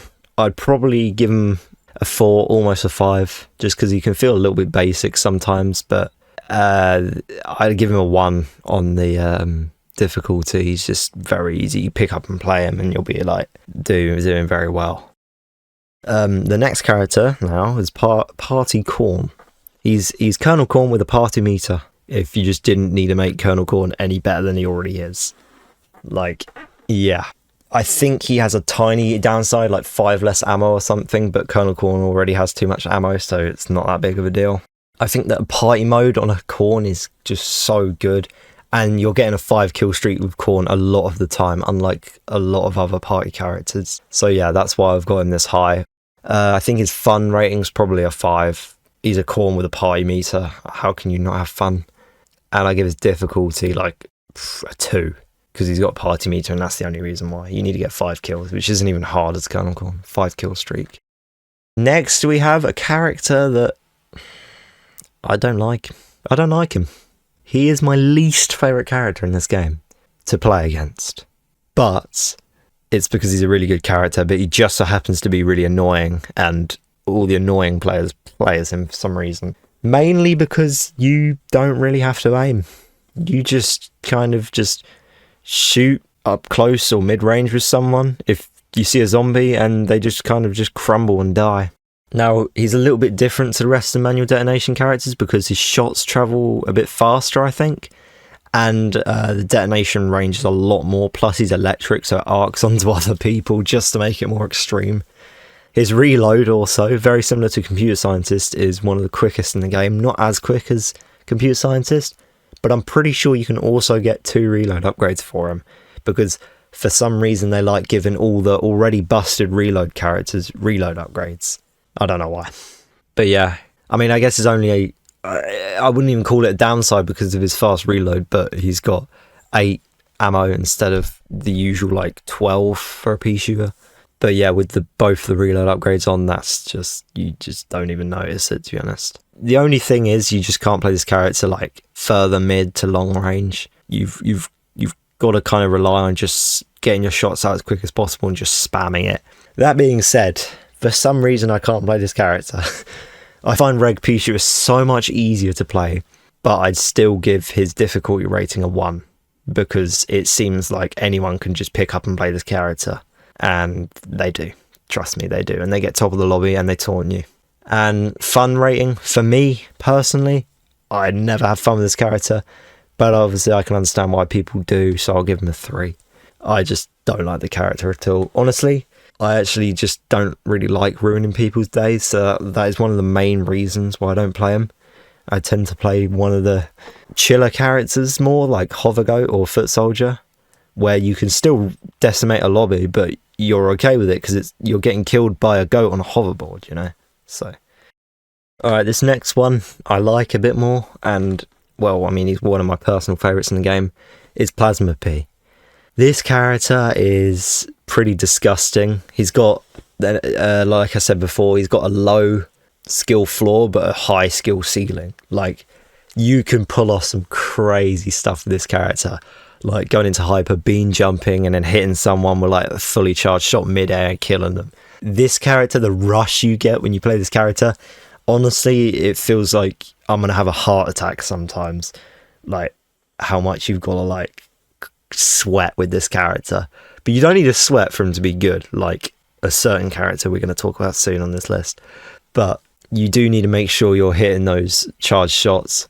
His uncharged shots, they do give a lot of DPS, but they have no splash, like little to no splash. They do like 20 damage per shot, but you can fire them faster than pea shooter. And Plasma P has got a lot better for me recently, because I found out this thing you can do. Obviously, probably quite a lot you knew about this before, but I didn't. If you press the trigger, never spam the trigger. Spam the trigger for like charged characters like Mystic Flower, but if you spam the trigger for Plasma P, it's going to try charging your shots for some reason. But what you want to do is kind of like push down on the trigger and then let go and like kind of keep it at the same pace all the time, but like not too slow but not too fast. You've got to kind of test it out for yourself, and you know what I mean. But once you've mastered that, you shoot so fast. And like, yes, sometimes you do mess up when you get a bit like carried away and start going a bit faster than you should.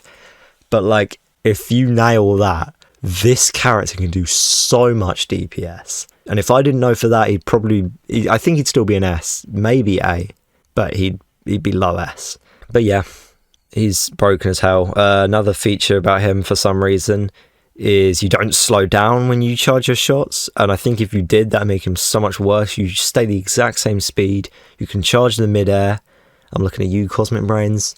When you miss, they'll do splash, and then they'll do another section of splash once they explode, so it's very generous. If you miss, you just kind of got to rely on the enemy staying in the same space, and you can kind of like shoot through walls and like shoot behind walls to get people as well. It's really cool. What I was going to say before, when you charge and then shoot, you don't do multiple ammo. So like, for example, with Mystic Flower charges, she shoots, she gets rid of 5 or like 8 of her ammo, right? Plasma P has 14 ammo, and when he charge shots someone, the ammo goes down by 1. That is just crazy good. It should have at least been like 3, but it's not, it's 1. I think he's also got very similar reload speed to Pea Shooter as well, which is, yeah. He's pretty much just a better Pea Shooter with no splash. But fun factor, if you couldn't tell already, I'll give him a 5. And difficulty, like I said, he's got a low skill floor but a high skill ceiling, so I'd give him a 2. But if you want to be really good at this character, yeah, it's more like a 5. But I think that you can kind of pick up and play Plasma P very easily. You just can't rely on your like not charged shots to do any splash damage, so that's the only reason why I haven't got him at 1. Next is Astronaut. He is good from all ranges, which is perfect, just what you want from a character in this game, really. He does very good DPS, like similar to Reg Scientist up close, and then he does the same DPS from mid-range and very similar DPS from long range. The only thing is his reticle kind of sucks for long range, so you don't play him long range that much, and also the bullets take quite a long time to hit the target at long range.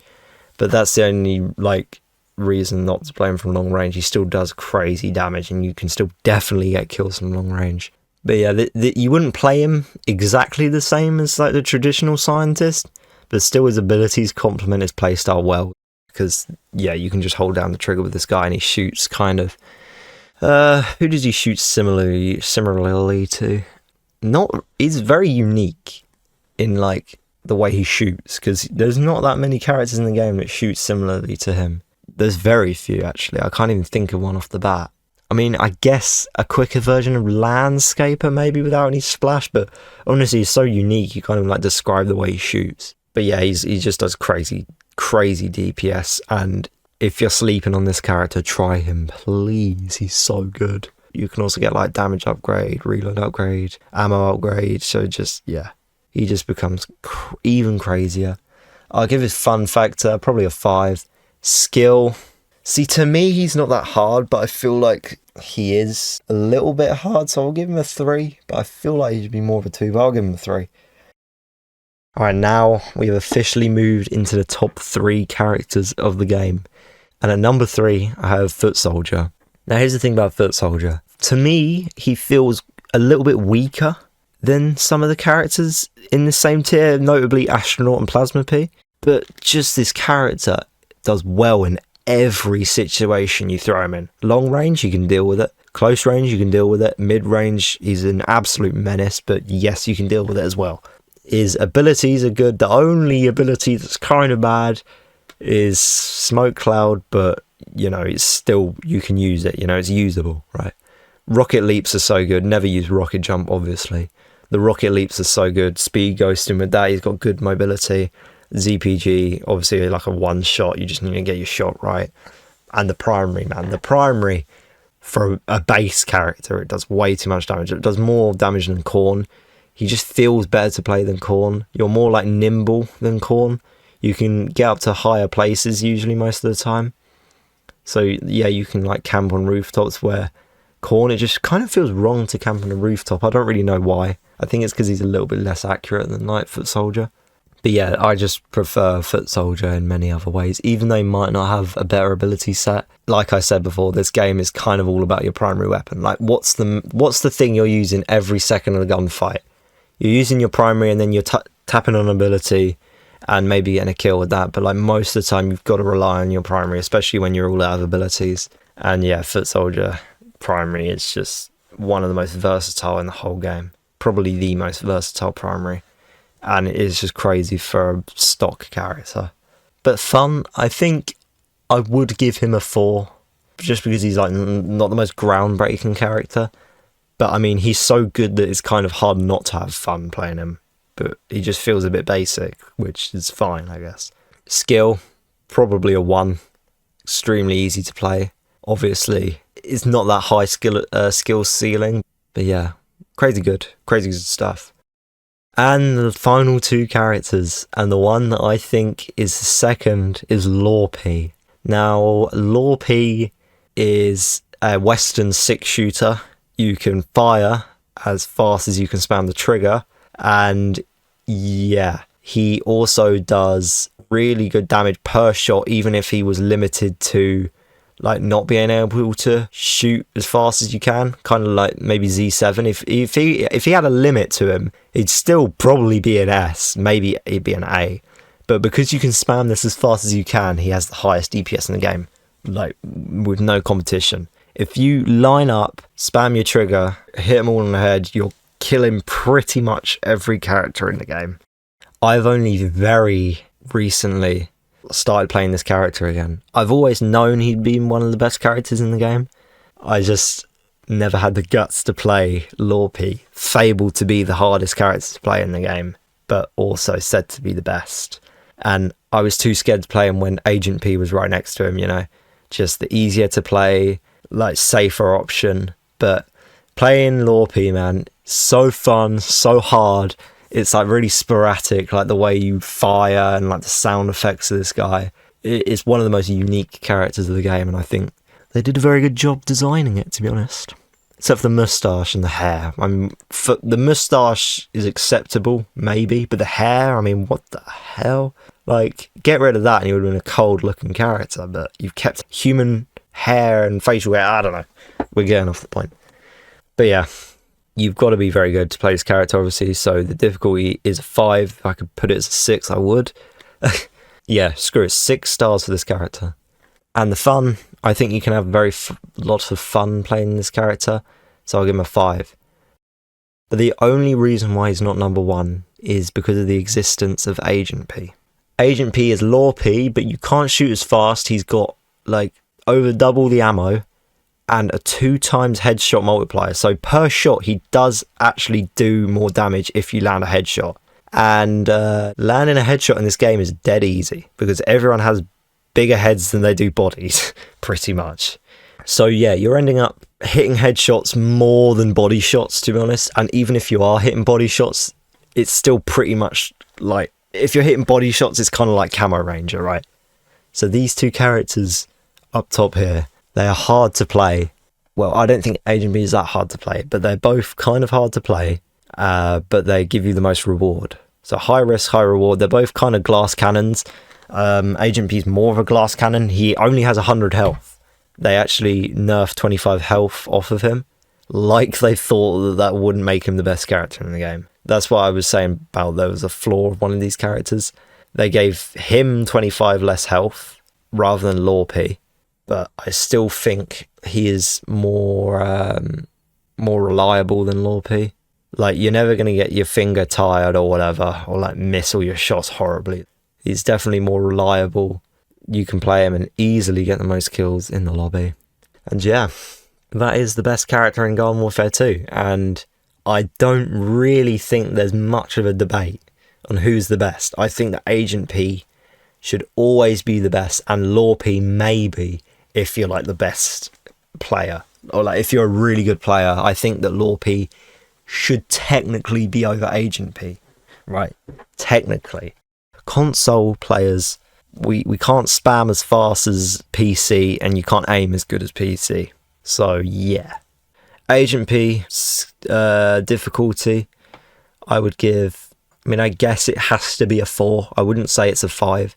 I want to say 3, but you've got to hit headshots. And I mean, I guess it's because I've been playing him for just so long. I've been playing him for like, I don't know how many years, like 7, I guess. 7 years I've been playing this character. Never really stopped. He's always been like one of, if not my biggest go-to throughout the whole years.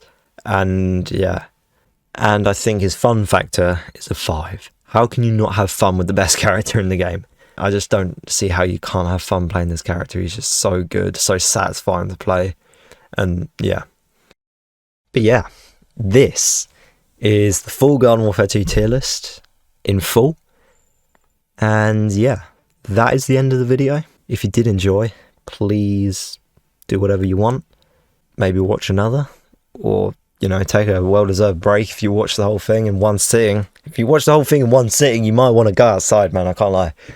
But yeah, thank you for watching. If you got this far, let me know tier list ideas if you want to see more tier lists.